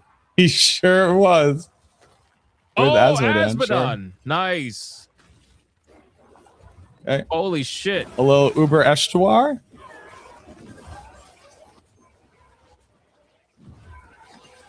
Goodbye, Duriel. Don't tell me Diablo shows Goodbye, up. Asmodon. That'll be insane. Imagine if Diablo shows up. We're in question mark? Yo, they just ripped his fucking body in half. Essence of Horde Sin. of Damnation. Horde of Damnation. I clicked A it. spark. A and spark. Wow, it's a lot of shit. A lot of stuff. A lot of stuff. Oh my god, it is dropping everything. It's still going. Okay. Wow. And then a lot. Holy fuck. So basically, it's a boss rush. Basically, it's like they add in all the bosses from previous games: Azmodan, Duriel, fucking Belial. I mean, it's cool. It's a nice little secret, but it's no cow level. It's no cow level. We need some moves. We need some moves. That's what we need. Oh, you found your moo.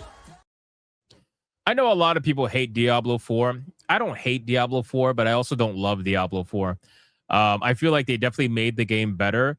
But the problem is that Diablo 4, when it released in the beginning and for like almost a year after the first initial release, it was nothing of what they said it was going to be. It was complete trash, to be honest with you. And it was like it was so obviously like a live service focused slop fucking Diablo.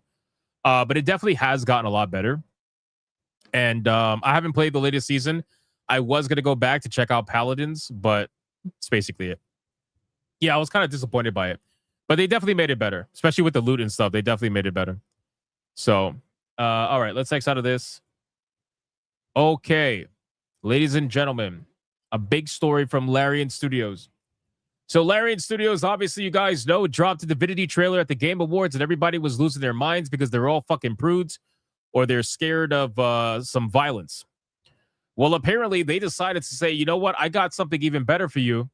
And they shadow dropped.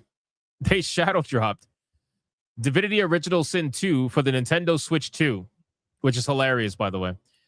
Divinity Original Sin 2 not only shadow dropped on the Switch, but also shot back up on the Steam charts as everybody started playing the game to get ready for the next Divinity.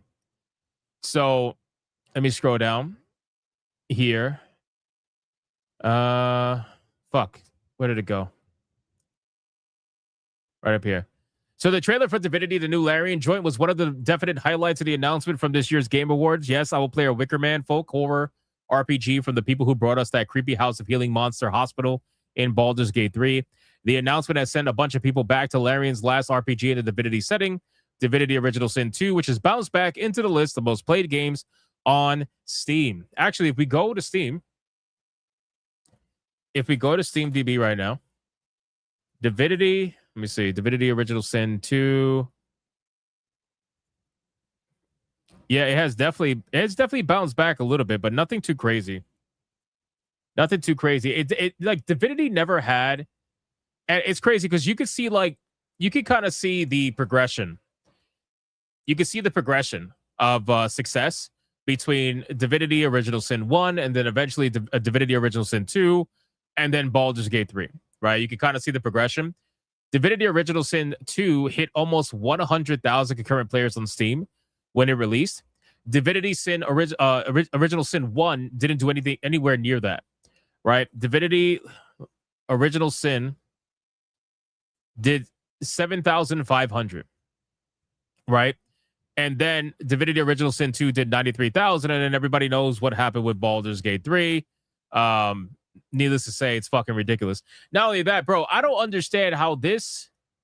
I don't understand. I mean, I do understand. Let me be real. I do understand, but it's like, bro, every day whenever I check Baldur's Gate, there's always 50,000 plus people playing the game at any given time, bro. People play the shit out of this game because there's so much to do. It's unbelievable. I need to get back into it. I need to finish it. So yeah, if you don't have Divinity Original Sin, Part 2 specifically, and for some reason you play on a Switch, it is on the Switch 2 now, and you can apparently buy it for that platform, although I don't see many people really doing that, to be honest with you. So there's that. But yeah, I need to get back to it. I know I keep telling there's so many games I need to play. I need to just finish Miles Morales. I'm 2 achievements away from platinuming that game, and I'm gonna uninstall the fuck out of that game. So fast. All right. Marathon. Can we talk about Marathon? Let's talk about Marathon, and then we're going to talk about Lords of the Fallen. So, Ladies and gentlemen, Bungie has broken their silence. And does anybody find this to be highly suspicious that Bungie announced this just like a week or two after the artist that they stole from announced on Twitter that all things between Bungie and Sony has been officially resolved to their satisfaction? Obviously, it was a legal statement. But then Marathon all of a sudden gets released. Well, not released, but all of a sudden gets announced and showcased after that post gets made. Is because they didn't want to show anything until that post was made. They were probably dealing with some sort of litigation behind the scenes between the artist and Bungie. But it's all been taken care of anyway. So Bungie takes its second shot at revealing Marathon. The game is going to have a $40 price tag. It's going to have proximity chat after initially saying that they were not going to have proximity chat. It's going to have solo queues, and they have confirmed that the release date is going to be in March. So, they released the video. Do you guys want to watch this video? You guys want to watch this video?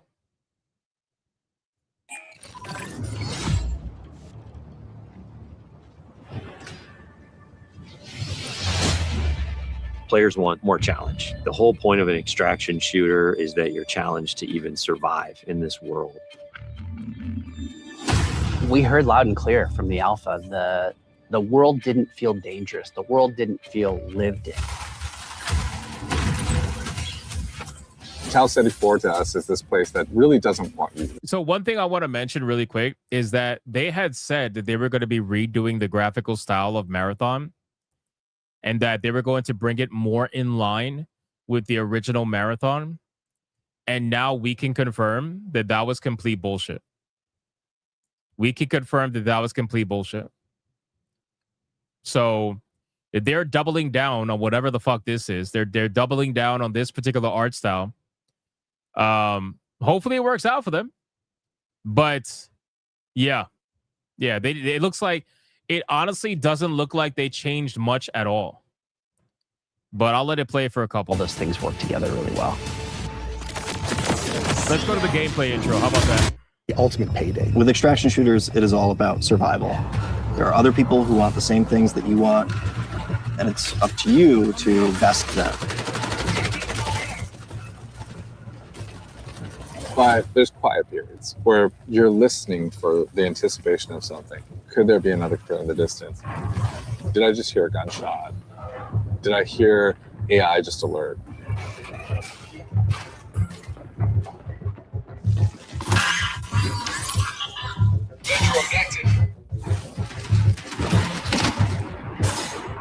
And then there's the loud, bombastic action moments where the minute something is alerted. So they're showing the director. They're showing this guy, right? But I wonder, like, are they going to show the art director or did they fire him?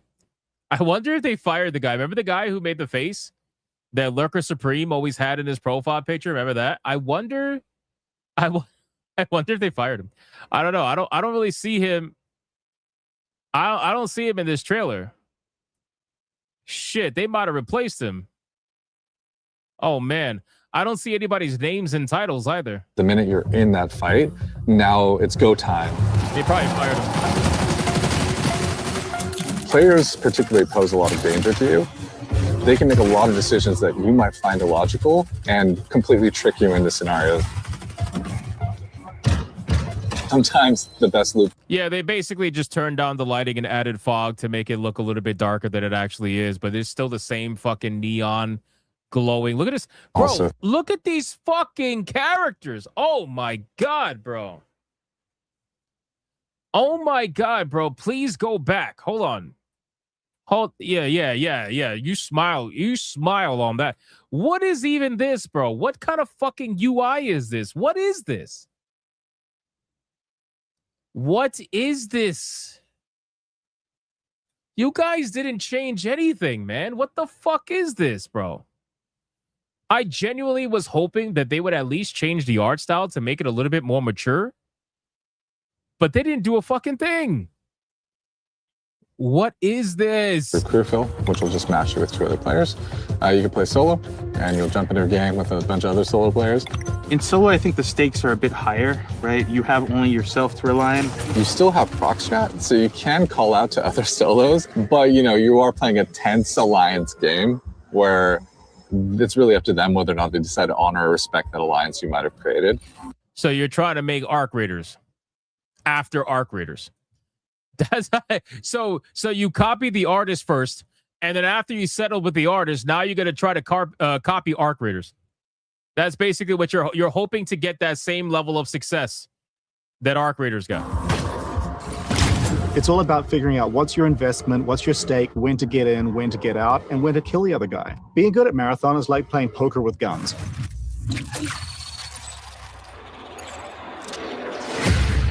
One of the things we've really focused on is making sure the environments are selling the tone we want to hit with the game.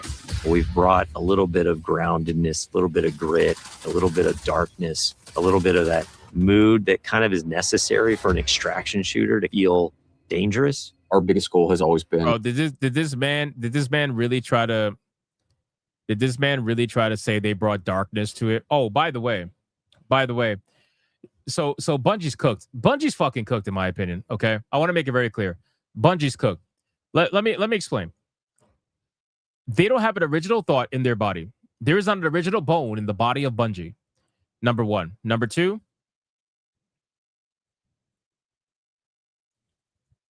Look at the bottom left. Can you see it? Can you see it? Everybody's name and title. Can you see it? Everybody's name and title. And then right below it, he, him.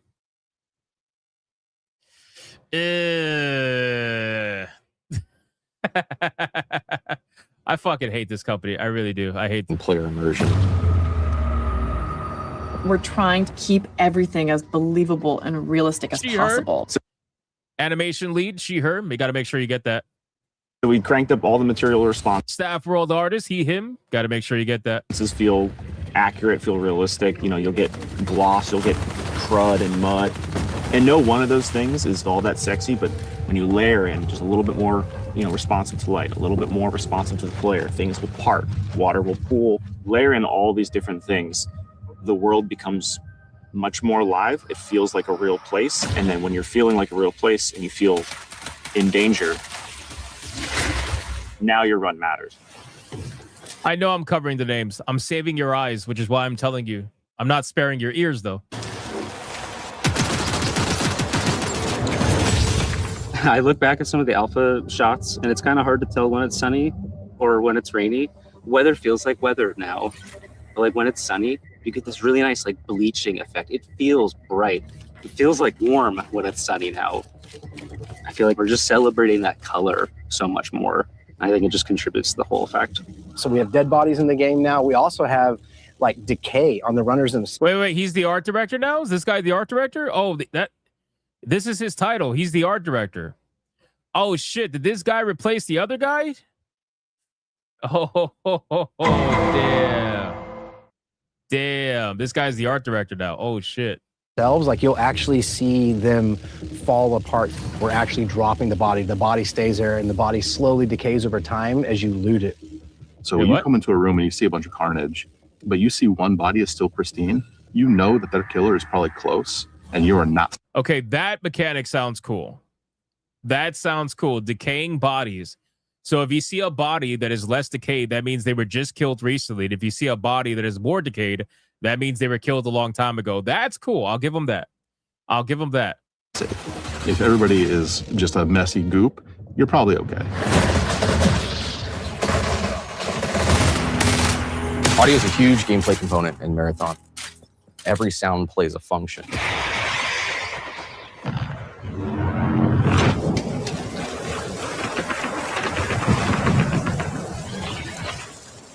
Do I think they implemented it well? Probably not, but I'm just being, listen, I call out the good, the bad, the ugly. Right now, there's a lot of fucking ugly. That was the one good thing that I saw, so I'm just calling it out. That's all.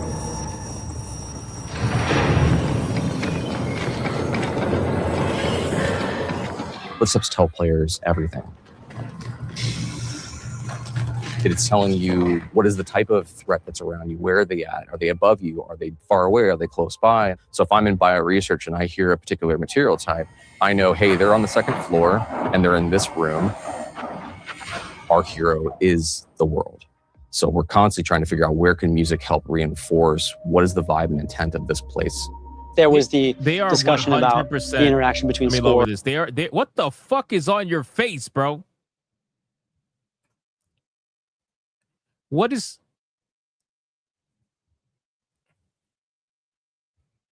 Holy shit. what the fuck?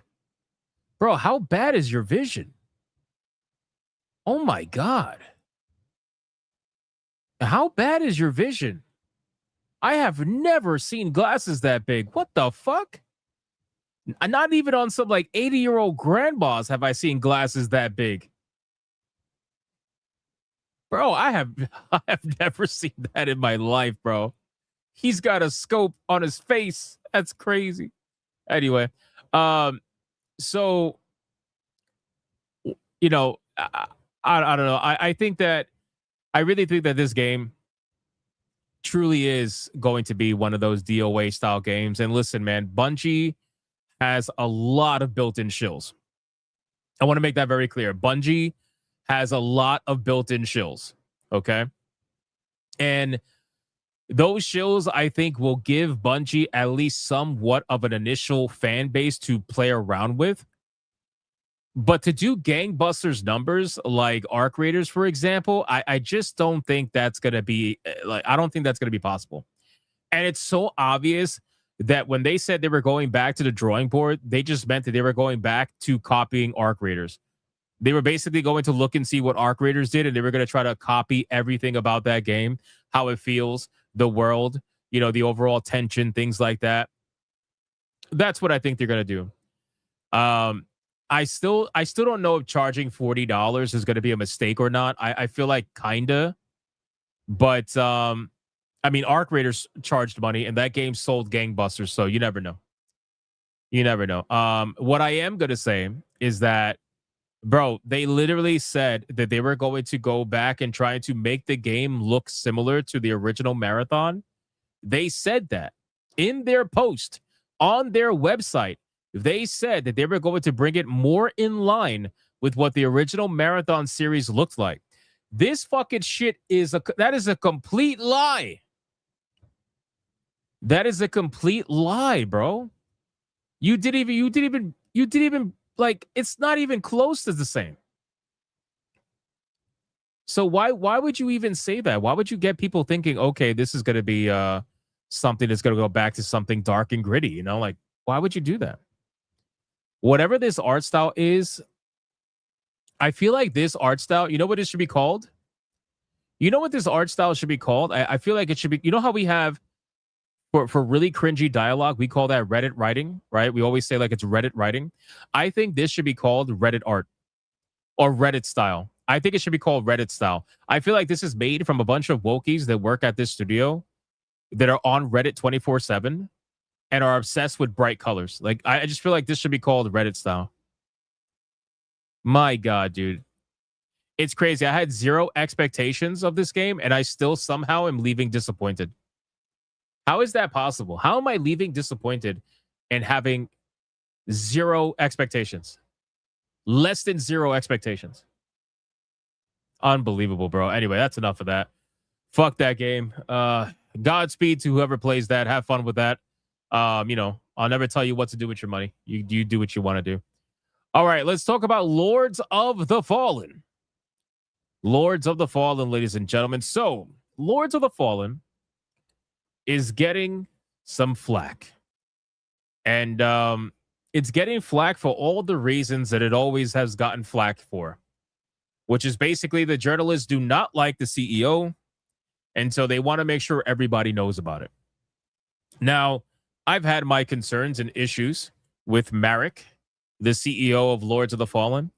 One of the biggest things that I have an issue with is the fact that he decided to abandon a lot of the players that ended up buying his game after he went on this whole tirade about how we're going to change things, right? Because keep in mind, His game had questionable decisions in it at first. It had the whole body type AB nonsense that nobody likes, right? So he ended up going on this social media marketing campaign. That's what I call it. He could say otherwise, but that's what I call it. And he decided to say, you know, what changes do you want to see made to the game? You want to see male and female back in the game? Vote in this poll and we'll do it in a week. Right? Whatever. Anyway, so he's doing all the right things that people want to hear. And a lot of people supported him on Steam. Bought a ton of copies on Steam. And even though Steam is not the biggest platform for Lords of the Fallen, it's pretty close. PlayStation was actually the biggest platform for him for Lords of the Fallen. But Steam was pretty close to there. So he decided, in order to see his creative vision, and I totally understand it is what it is, he needed to get funding in order to see his creative vision and the way he wanted to make Lords of the Fallen 2. So what he decided to do was abandon everybody on Steam and sell his soul to Epic Games. That's basically it. He left Steam and he sold his soul to Epic Games, and now Lords of the Fallen 2 is going to be an Epic Games exclusive. We don't know if it's going to be a permanent exclusive. We don't know if it's going to be a timed exclusive. All I know is if you're playing the exclusive game on PC, you're an asshole, and I want nothing to do with it. I'll wait for it to go on Steam. So that's why me personally, even though it's a video game that I am, or would have been, I should say, very interested in, until it comes out on Steam, I'm not going to touch it, right? I'm not going to buy it on PlayStation. I'm not going to buy it on Epic Games. Yeah, I just don't give a fuck, right? It is what it is. So now, to be fair, there's people that are not going to care. You know, I know Atreus is going to buy it day one. He can't wait to go buy it on Epic Games. It just is what it is, right? But this whole thing, he basically said that the reason why he did it is because Epic Games funded the game. You know?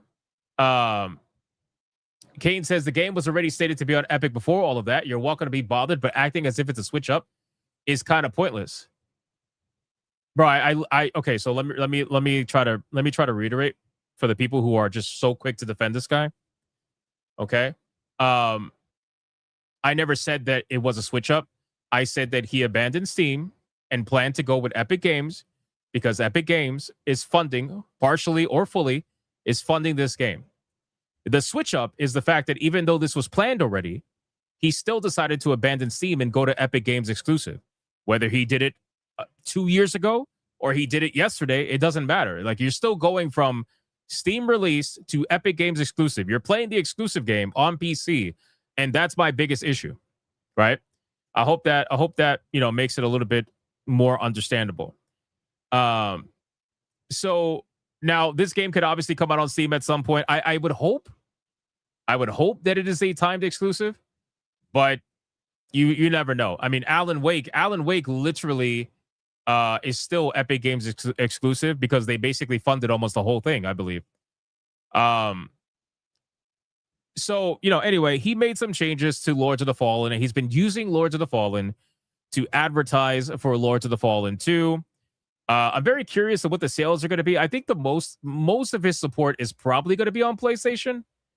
I can't imagine Epic Games Lords of the Fallen doing massive numbers on that platform. I just don't see it, right? There's been other games that have a lot more legacy attached to them that have not done anywhere near the numbers they needed to do. Just like Kingdom Hearts, when Kingdom Hearts was released as an Epic Games exclusive, it ended up having to come out on Steam anyway. Thankfully, that was a timed exclusive. So I don't know. It's an interesting situation, but for me personally, I don't care about the game until it's on Steam because, like I said, I'm not going to buy it on PlayStation or whatever. However, it doesn't mean that I'm going to look at these journalists and allow them to basically shit on the game and shit on the CEO when he didn't actually do what they're claiming he did. And that's the point of this conversation. So you have an article here from Insider Gaming that says Lords of the Fallen 2 will have attractive female characters in revealing outfits, CEO says. Keyword or keywords. CEO says. I want you guys to remember that. Remember that. Okay? CEO says, right? That means that he said those words, right? He said that there will be attractive female characters in revealing outfits. The CEO says. Okay, now that we know that, let's go read where they got this information from. Okay? if you see here, in a post on social media, CI Games CEO and the head of the studio, Marek Tymiński, reverted to his rhetoric, right, about games needing to avoid political agendas. He stated in clear terms that Lords of the Fallen 2, slated for 2026, will feature attractive female characters wearing revealing outfits. He stated in clear terms. Okay? You guys following so far? So the journalists are saying that he said clearly those specific words. They came out of his mouth. That's what he said.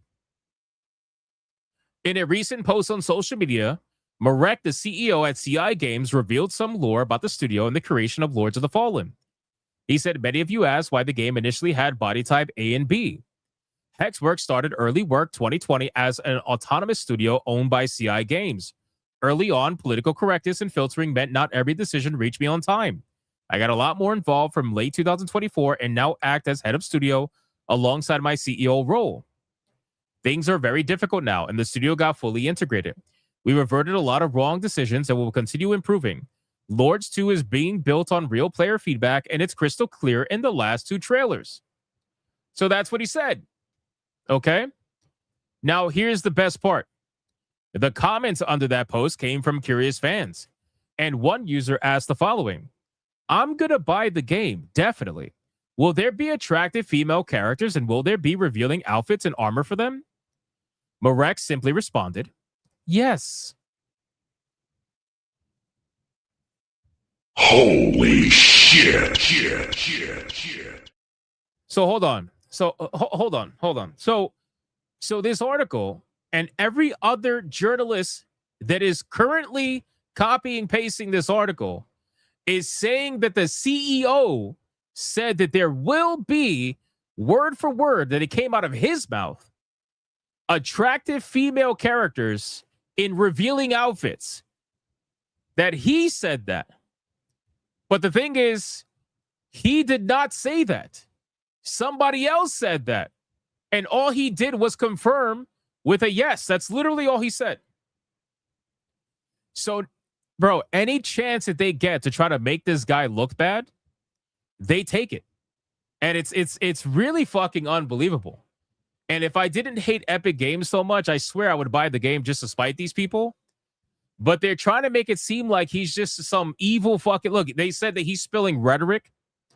They're calling discussions about attractive female characters and removing politics from video games as rhetoric. You know, like they purposely made it a point to start their article and their headline with CEO says. He didn't say that. He didn't say that at all. So anyway, people have decided to make fun of this, and we're gonna go over this in a second. But before we do this, again, this is why they do it. You want to see why they do it? Do you want to see why the journalists do what they do? Is because they know that the people that read their articles, like the 100 people, if they're lucky, the 100 retards are gonna read their article, will read it at face value. This person, Stephanie, says the following: look, I like sexy characters as much as the next chronically online gooner. But if I was a developer at that company and my CEO was going around saying this shit, I would be so embarrassed, dude, laughing my ass off. Bro, he didn't even say it. What do you mean? I should be laughing my ass off at the fact that you can't even verify the information. All you did was read the headline over on X, which is exactly what they wanted. This is exactly what Insider Gaming, this is exactly what PC Game, all these like websites, this is exactly what they want. They want people to just read the headline and start spreading it around as if now the information going around is that Marek actually said that when he didn't say that. This is why when people say you don't hate games journalists enough, this is why.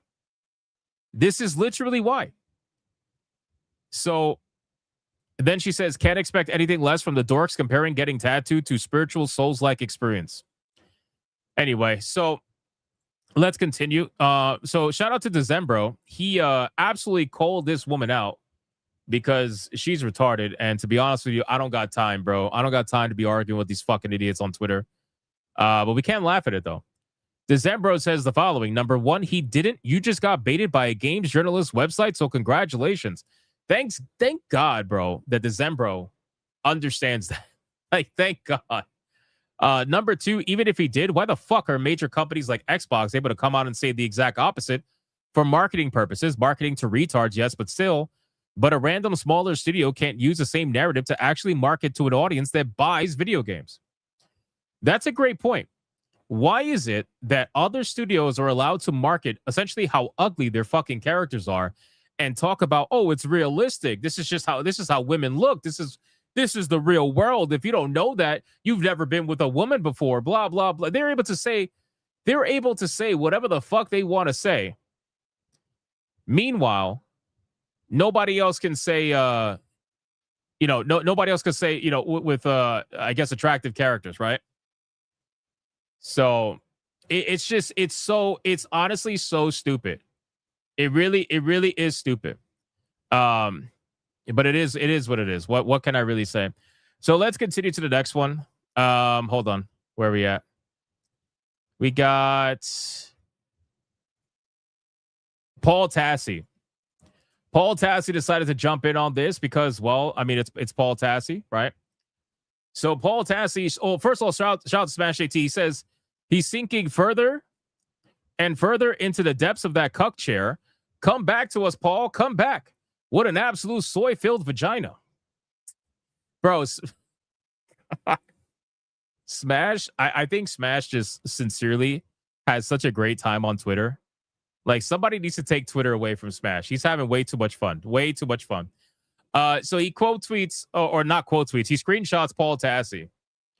And he says, you could just put this in your game and it's fine. You don't have to be a huge loser about it.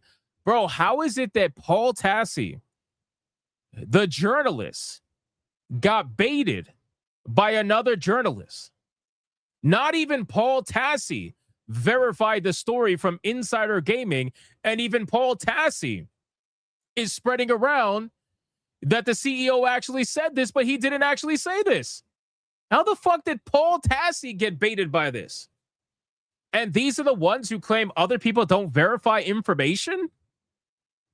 Are you serious right now?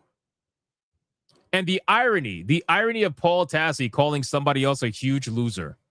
The irony of that, my guy. Unbelievable. This honestly shows that this is the entire fucking point of what these people do on a daily basis. The entire point is to write these headlines, knowing that nobody's going to read the article because nobody reads their shit, and then utilize those headlines to spread on social media to go against whoever it is they hate. Like whoever it may be. Exactly. Insider Gaming is going to say, what's the difference? He said, yes, there's a big difference. And you know exactly what you're doing. There's a big difference between him confirming what someone else said and him actually saying those words out of his own mouth. There's a big fucking difference. And they know that. They know that. Right? So it's such bullshit, man. Jay Viper says he has a really good reply to this. Let me see. Jay Viper, let me see. What the fuck, bro? Oh my God. This is crazy. What leads a man to act like Paul Tassi?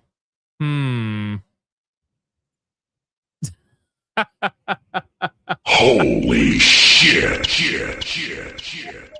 Yeah, bro. We serious? Why the Tosh, bro? Like, what? Why the Tosh, man? Oh no. Oh no. Listen, man. Hey, you'd be surprised. You'd be surprised, man. Some of these guys, they just like they like the Tosh dominance. You know what I'm saying? They like the I was gonna say the wife word though. That wife word. I mean, to be fair, Tosh is a biological female. She just thinks she's a, whatever. They, them, whatever. I don't fucking know what she thinks. So really quick, let me scroll over here. So again, I just want you guys to understand just kind of where we're at. You know, Kyle has a really good mashup, and I just want to kind of drive this point home really quick. So shout out to Kyle for all these screenshots. This is Paul Tassi saying, we'll warn you right now that shortly after launch, Dragon Age is probably going to produce the most annoying discourse of the year with those guys regarding a particular quest line. Yeah, he's always complaining about those guys, right? The what do you call it? The Gooners. Paul Tassi, the first Ascendant Summer Viesa is the final shape for the sexy costumes crowd. There is nothing left, just nudity. Just a naked chick walking around with guns, mission accomplished. Oh, gee, why am I not surprised that Paul Tassi, who doesn't understand what the definition of the word nudity or naked chicks mean, is out here getting baited by an article that doesn't act like that the guy actually didn't say what they said he said. Why am I not surprised? According to Paul Tassi, a woman in a bikini is a naked woman. Wow. Wow. That is a naked chick. Wow. Bro, these guys, they purposefully misrepresent things and then get angry over you calling out the misrepresentation. This is not a fucking naked chick. And it's so funny because these are the people who will be like, oh, you don't know what it's like to be real with a real woman. You must clearly not know either if you think this is a naked chick. Like, what are we doing here? Oh, here we go. Paul Tassi, new policy.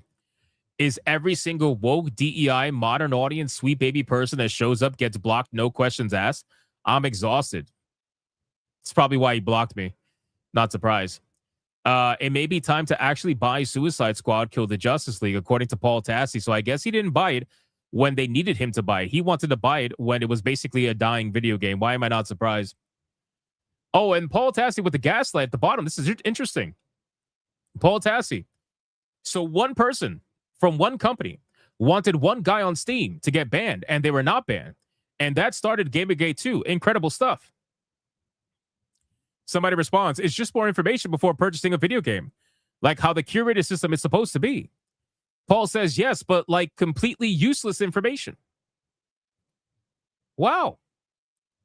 I don't remember that tweet. So, again, guys, Lords of the Fallen, even though I'm not going to play it at release because, again, I'm not going to buy it on Epic Games, I want you guys to understand that the attacks that are being made against the CEO and the attacks that are being made against the game right now are no different than the attacks that we've seen against Stellar Blade or anything else for that matter. The moment you have somebody trying to create something that is traditionally attractive, people lose their fucking mind over it, and it makes them highly upset. And it's going to continue to make them highly upset. And at this point, you know, all we can do is just point and laugh. Like, I don't ever like these people's posts. I don't ever save their posts. I don't want to give them the engagement that they so desperately are looking for, because that's what it's really about. Although this person is doing it for free because they don't have a check mark, so that makes it even worse. And it just is what it is. Like it literally is what it is. I've become so over this nonsense, which is why I tell people, like, don't tag me in this bullshit. I don't really want to see it unless it's important to the story, which it is for today's article. Obviously it is. But otherwise, it's like, I just don't care. I don't care. I really don't care. So, all right, let's see. Let's see. We got catch up on super chats really quick. We got, let's see.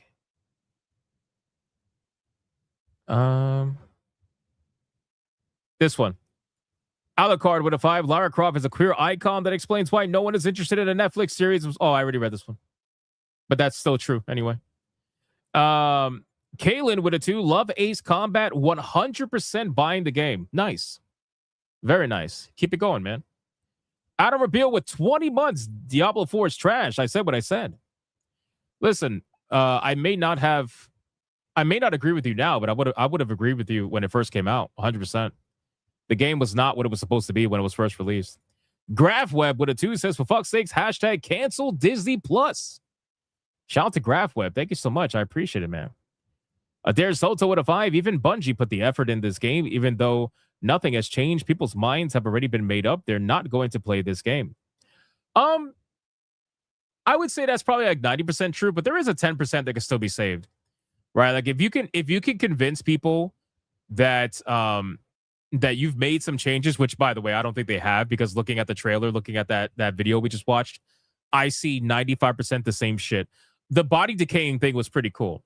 I think that's pretty cool. If they could implement that in other extraction shooters, I think that would add a level of depth. If other extraction shooters don't already have that, again, I don't know if they do.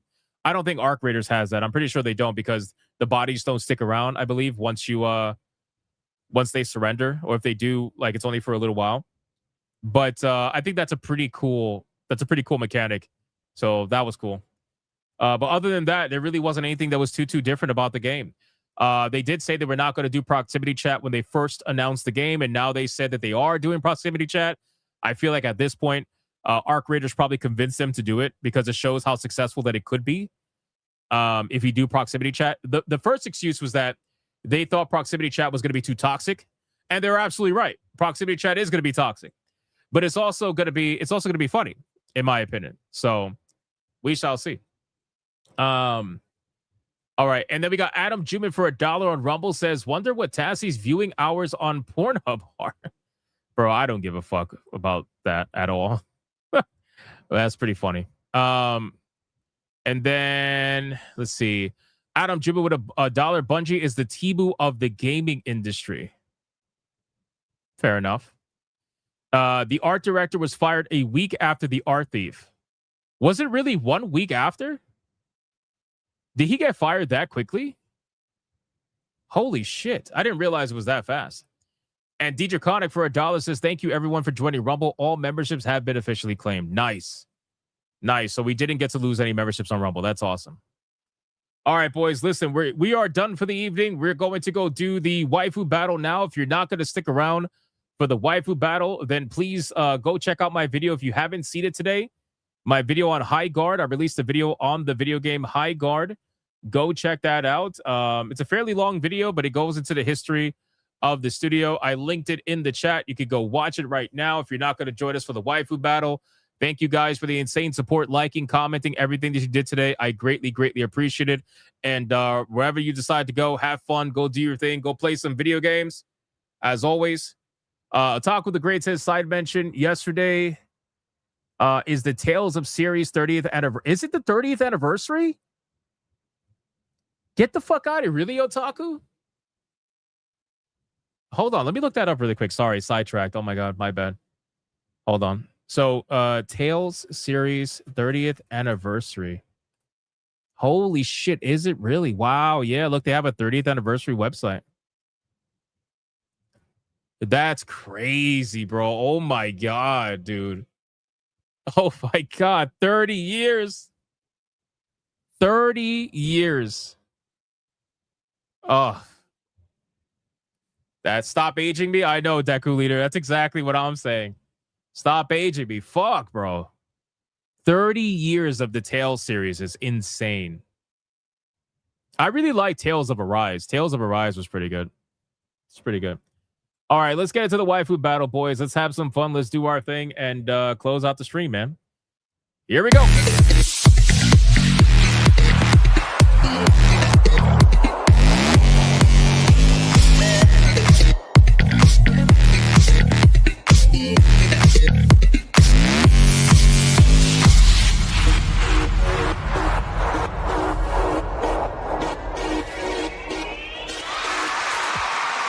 All right, boys, waifu battle is here.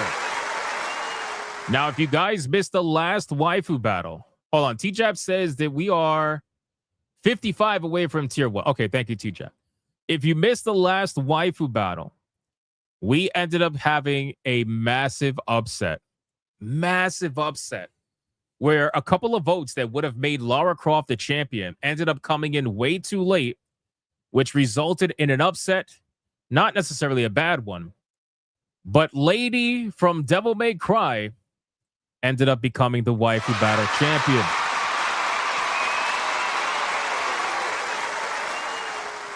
So before we bring out the challenger, let's go over the rules of engagement. Rule number 1, all super chats during the waifu battle can and will count towards a particular waifu, but the only way that it is going to count is if you put the name of the waifu in the super chat first. You got to put the name first. If you do not put the name of the wife in the super chat first, then it will not count. It does not matter how big they are. If you super chat after the fact and you put the name of the wife you forgot to put the first time first, then I will make it count. Rule number 2. You could vote for any wife regardless of who's on the screen. It doesn't matter. You could vote for the champion, who is lady, or you could vote for the challenger, who you're about to find out. It doesn't matter who's on screen at the time. Last but not least, after the second waifu comes off screen, I'm going to do a 30-second countdown. After that 30-second countdown, no more super chats are going to count. It doesn't matter how big they are. The last super chat that shows up on my screen is going to be the one that counts. So please, if you're going to vote, vote early and vote hard, ladies and gentlemen. Do we understand the rules?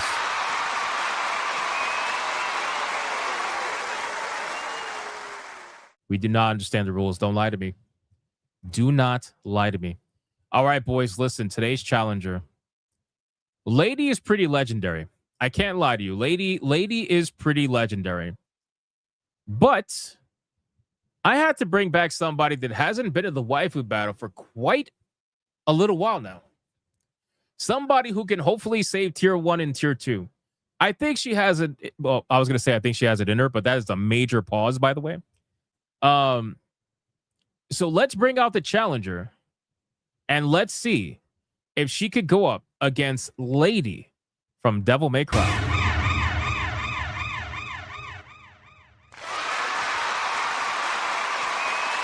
All right, boys.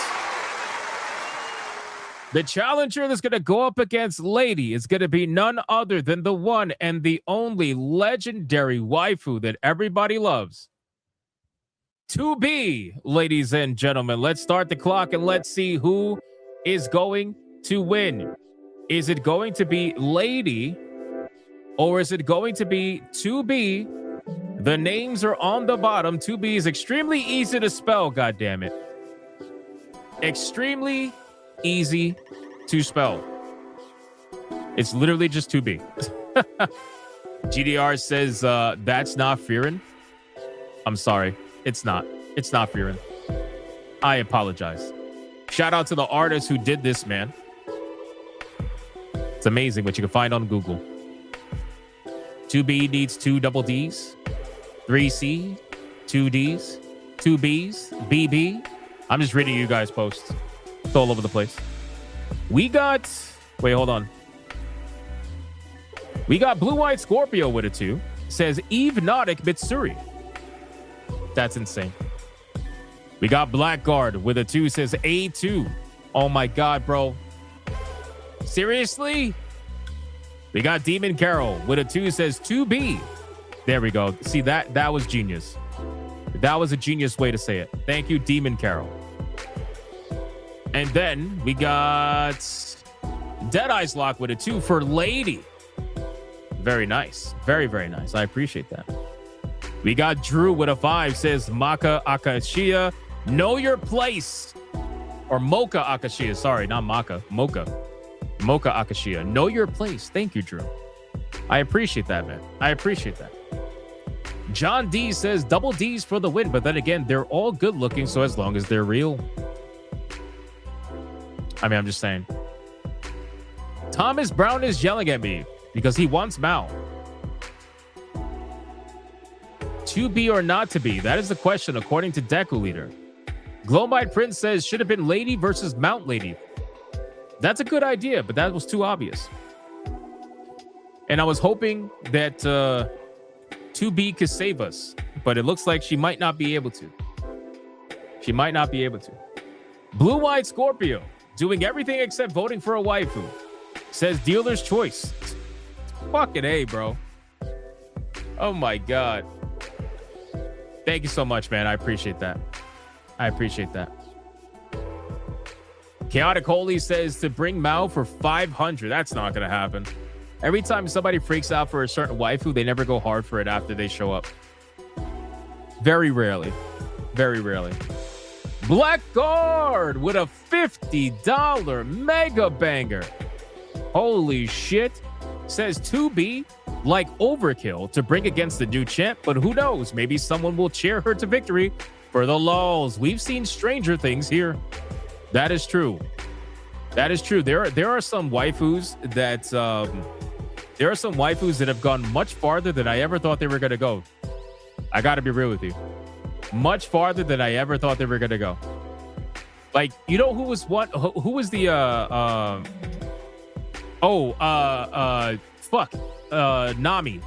Nami from One Piece. I could not believe how much Nami was kicking ass. Like, I expected her to win a few rounds, but goddamn, bro, I didn't expect her to go the level at which she did.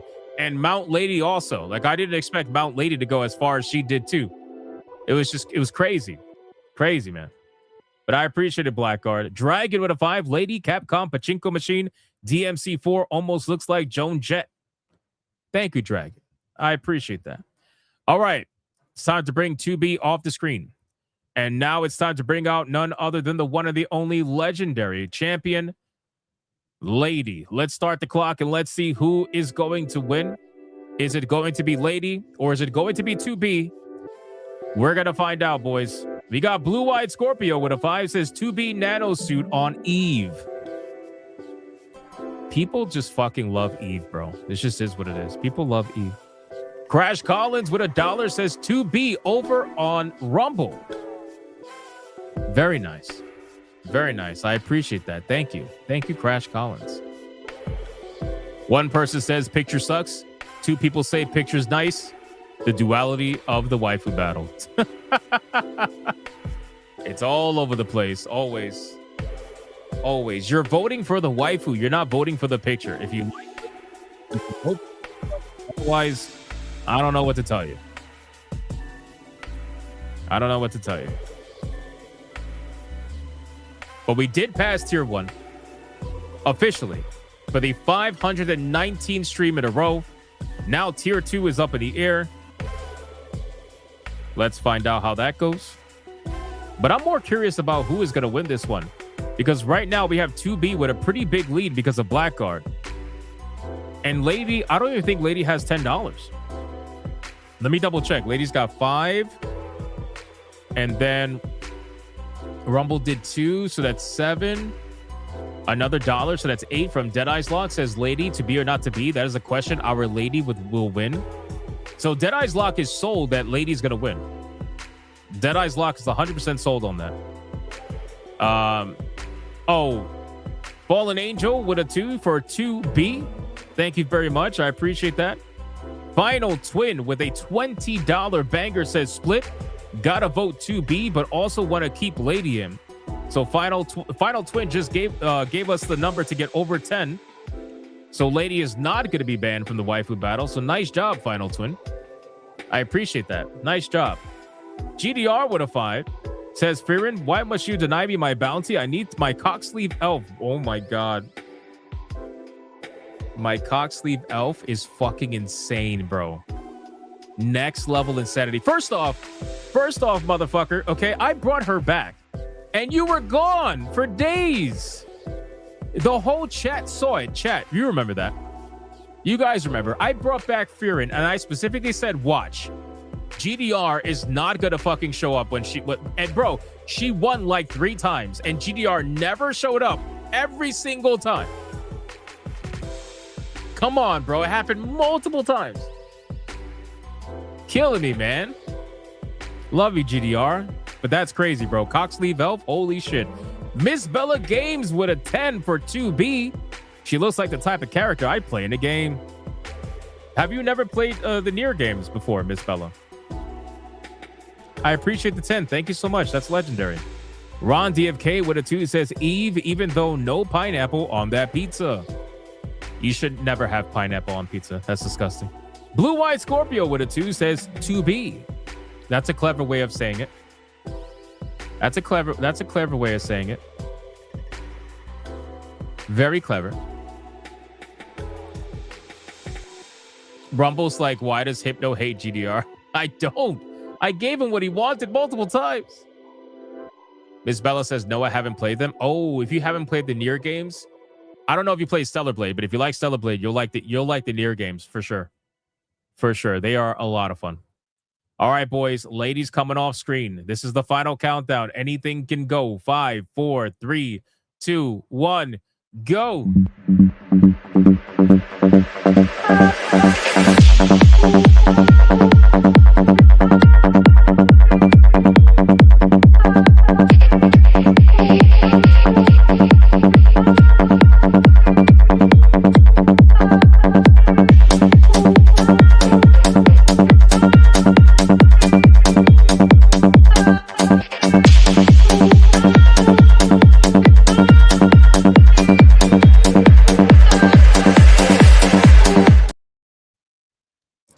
And that is it. The last super chat that is going to count is GDR with a 5 says put Cassie, well, it doesn't count actually. Put Cassie in a Pepsi dress and she will win every time. Ultimate waifu. Yeah, no, that's not going to happen. Cassie will lose her fucking mind. That's not going to happen. But thank you, GDR. I appreciate it. And then Blue White Scorpio did not count for a 2. Pepperoni, pineapple, and jalapenos on pizza is bomb. Nope. Gotta disagree on that. I'm sorry, man. I'm sorry. And with that, ladies and gentlemen, we're going to play the RIP Tier 2 song, and that is Feeding the Ducks. Okay, no, it's not. No, it's not. But it is what it is. Thank you, Blue White Scorpio, Real GDR. I appreciate that, man. Ms. Bella, you need to go play the Nier games immediately. You need to play them immediately. They are very good. Very, very good games. Deadeye's Lock says Cassie's killing Hypno for that. Nope, you're not killing me for that. Okay, maybe. I mean, I did make the picture. But somebody else would have did it anyway. Somebody else would have did it anyway. So it's fine. Oh, shit. John D is screaming in the chat. Deku Leader says we need to save Tier 2. No, I think it's cooked. I think it's cooked. I mean, I know we get chair shots at the end. So maybe it's not, but maybe it is. We'll see. Why are you feeding pizza to the ducks? Bro, why can they even chew cheese? Why are you giving pizza to the ducks? Do you not realize it's gonna kill them? That's insanity. We need new blood. Give us Mao now. Every time I bring new blood, nobody votes for them.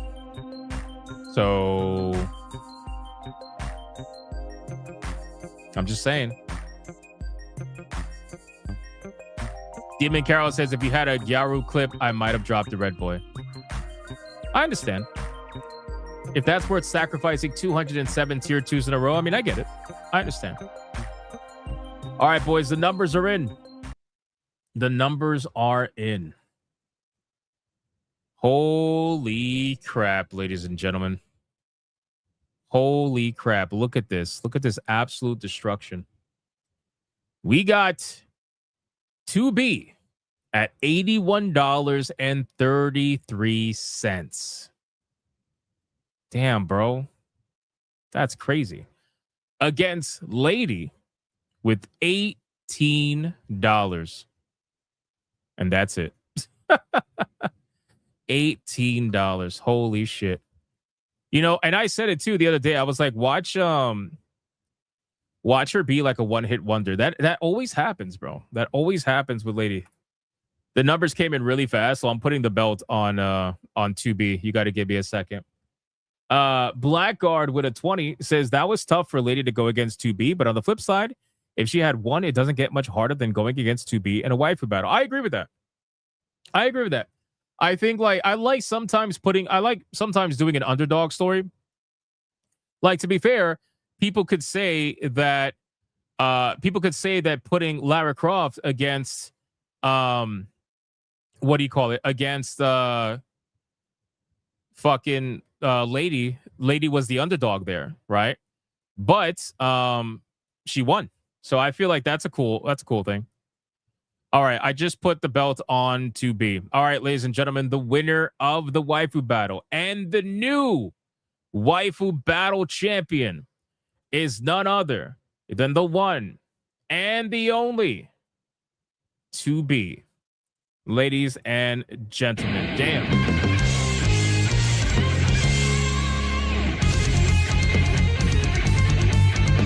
This is crazy.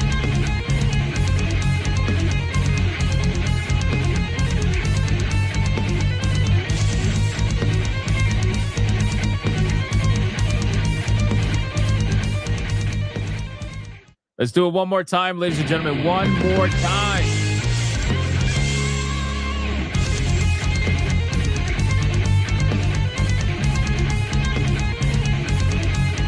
Thank you, Blue White Scorpio.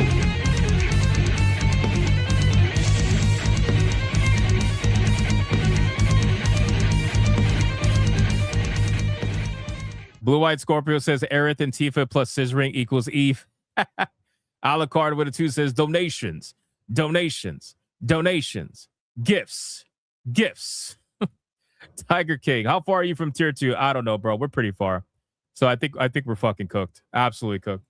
All right, boys. In terms of coping and seething, I'm sure there is some that are coping and seething, but not many. You are coping and seething. You just can't accept what you're seeing. Yes, you're coping and seething. The truth it is scalding, and now you are molding and coping so hard. Coping and seething. And that's going to be it for the Waifu Battle, ladies and gentlemen. 2B is going to go backstage where she will face off against another waifu tomorrow on Hypnocast, 9 p.m. Do not miss it. And make sure you guys watch the videos, damn it. Blackguard, hold on, says, okay, this is wild. This was apparently 2B's first waifu battle win. What? Was it really her first waifu battle win? Oh my God. Wait, she has never won before. Really? I mean, I know I haven't brought her out before, but in a long time, but really? Oh, that just made it more interesting. T-Jap says we're 107 away from tier 2. Thank you, T-Jap. I appreciate that. Who the fuck did she lose to? I don't know. Do you have a record, Blackguard? Do you have a record of who she lost to? Who did 2B go against in the past? Out of curiosity. Jason Long says 2B is an easy win. Apparently not. You think it was Eve? It probably was Eve. I think I remember putting her against Eve, which, I mean, to be fair, that's pretty insane. You know, we need a waifu battle tracker with stats. I mean, we could, but that's going to be like a really extensive fucking tracker. 2B has lost to Mount Lady Eve and Princess Leia. Oh my God, bro. So she lost to Mount Lady, Eve, and Princess Leia. Wow. Wow, that is insane. But oh my God.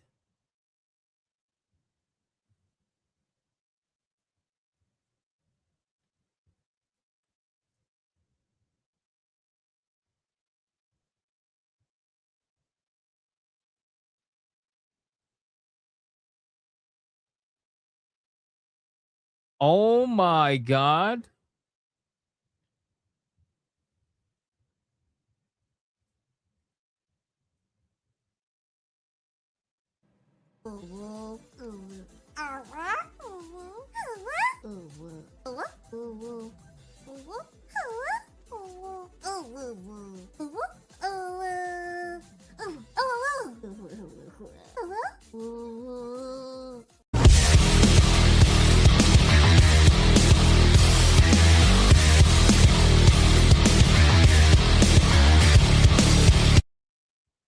Guys, where the fuck did this come from? Why is it always right as I'm about to end this stream? Why all the time, bro? Tiger King with a 199 Red Boy Ultra Hyper Banger. And he didn't even say anything. He didn't even say anything. And then John D with a $120 Red Boy Hyper Banger, saying we're not losing tier 2 at all. And I think he asked for Warhammer girls in the chat, I'm pretty sure. Holy shit, man. Tiger King, I need to know what 2 clips you want. I need to know what 2 clips you want. In the meantime, I'm going to give John D his Warhammer girls. Tiger King, let me know. Holy fuck. All right, boys, we have another Red Boy Hyper Banger. Let's bring the ladies in. Holy shit.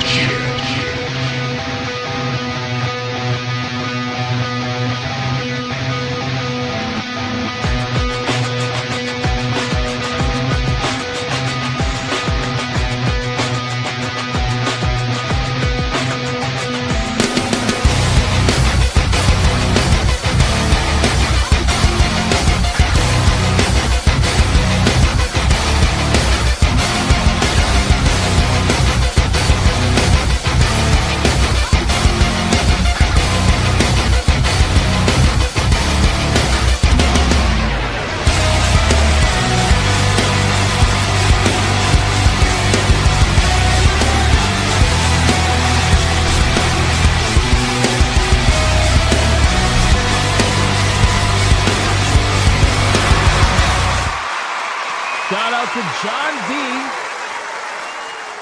I believe he said, if I'm not mistaken, this is his first Red Boy Hyper Banger that he's ever done on the stream.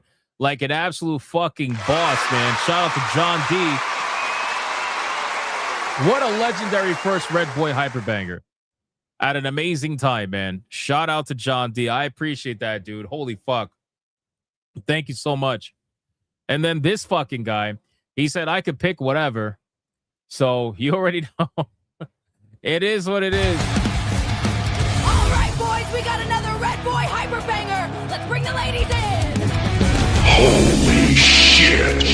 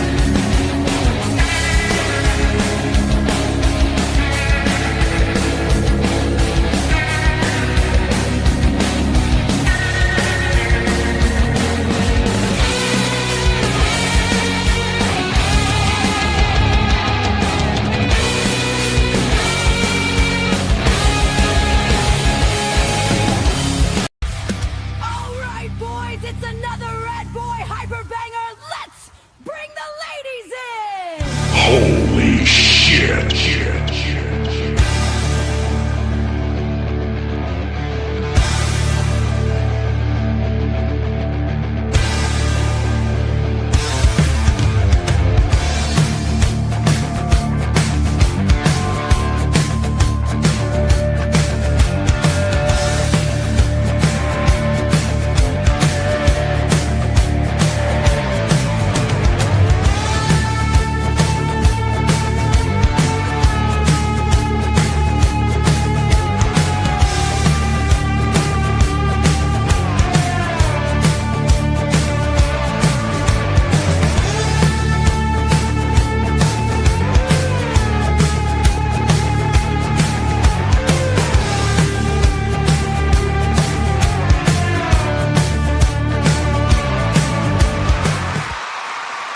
Shout out to Tiger King dropping an absolutely massive $200 Red Boy Ultra Hyper Banger, like an absolute legend. Sonia is spamming boobs in the chat right now. Thank you so much. I appreciate that. And Draconic on Rumble also dropped a membership. Thank you so much for that. I appreciate it. And then this fucking guy out of nowhere at the last second drops a 20 membership hyper banger. Let's fucking go! It's a membership banger! And you know what? Since we're exiting the stream, GDR, if you're here, you could tell me what clip you want. I'll play you a clip on the way out, and we'll have some fun with that. Shout out to all you guys for the support today. I greatly appreciate it. The edging is insane, but you know what? I've come to expect it at this point. Shout out to everybody for liking, commenting, spamming the chat, super chatting, gifting memberships, everything. I appreciate it. And of course, gifting games too, by the way. Thank you. And shout out to the Hypno Mods for doing what you do every single day. I appreciate you as well. This motherfucker said elves, aka cock sleeves. Bro. Oh my God. I literally can't, bro, with GDR. I can't. I just can't. And I will see you guys on the next one. Until then, go be bigots and go be gooters. Yeah, I mean, he's fucking insane. Bye. All right, boys, we got another Red Boy hyper banger. Let's bring the ladies in. Holy shit.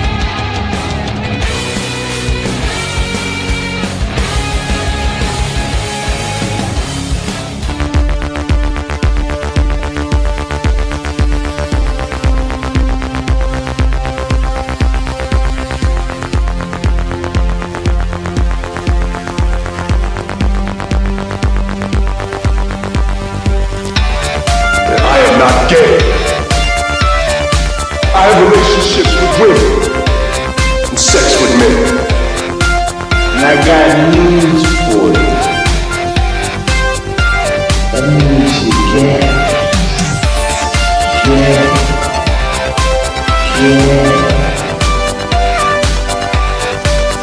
Poor kids are just as bright and just as talented as white kids.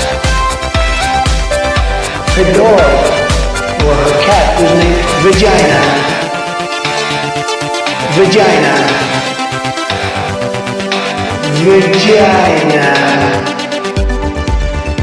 Put a ticket in Maker Day. Fuck Indiana Jones, put a ticket in Maker Day. Fuck Indiana, put a ticket in Maker Day. It means put a chicken in it, sweetie, and make her fucking day. Fucking pronouns!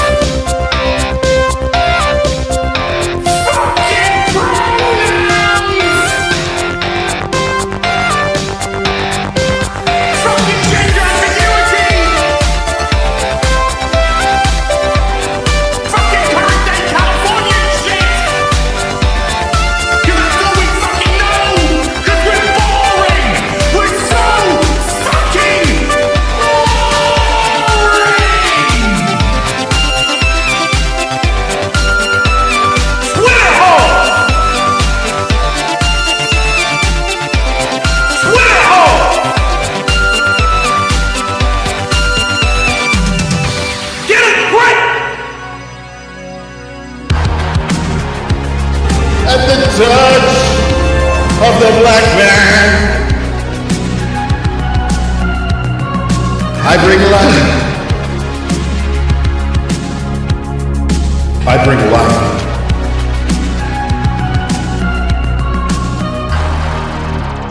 I bring life.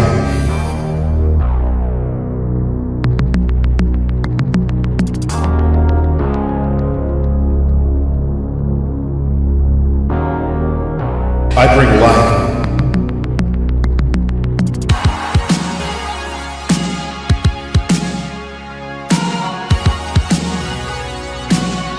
I bring life.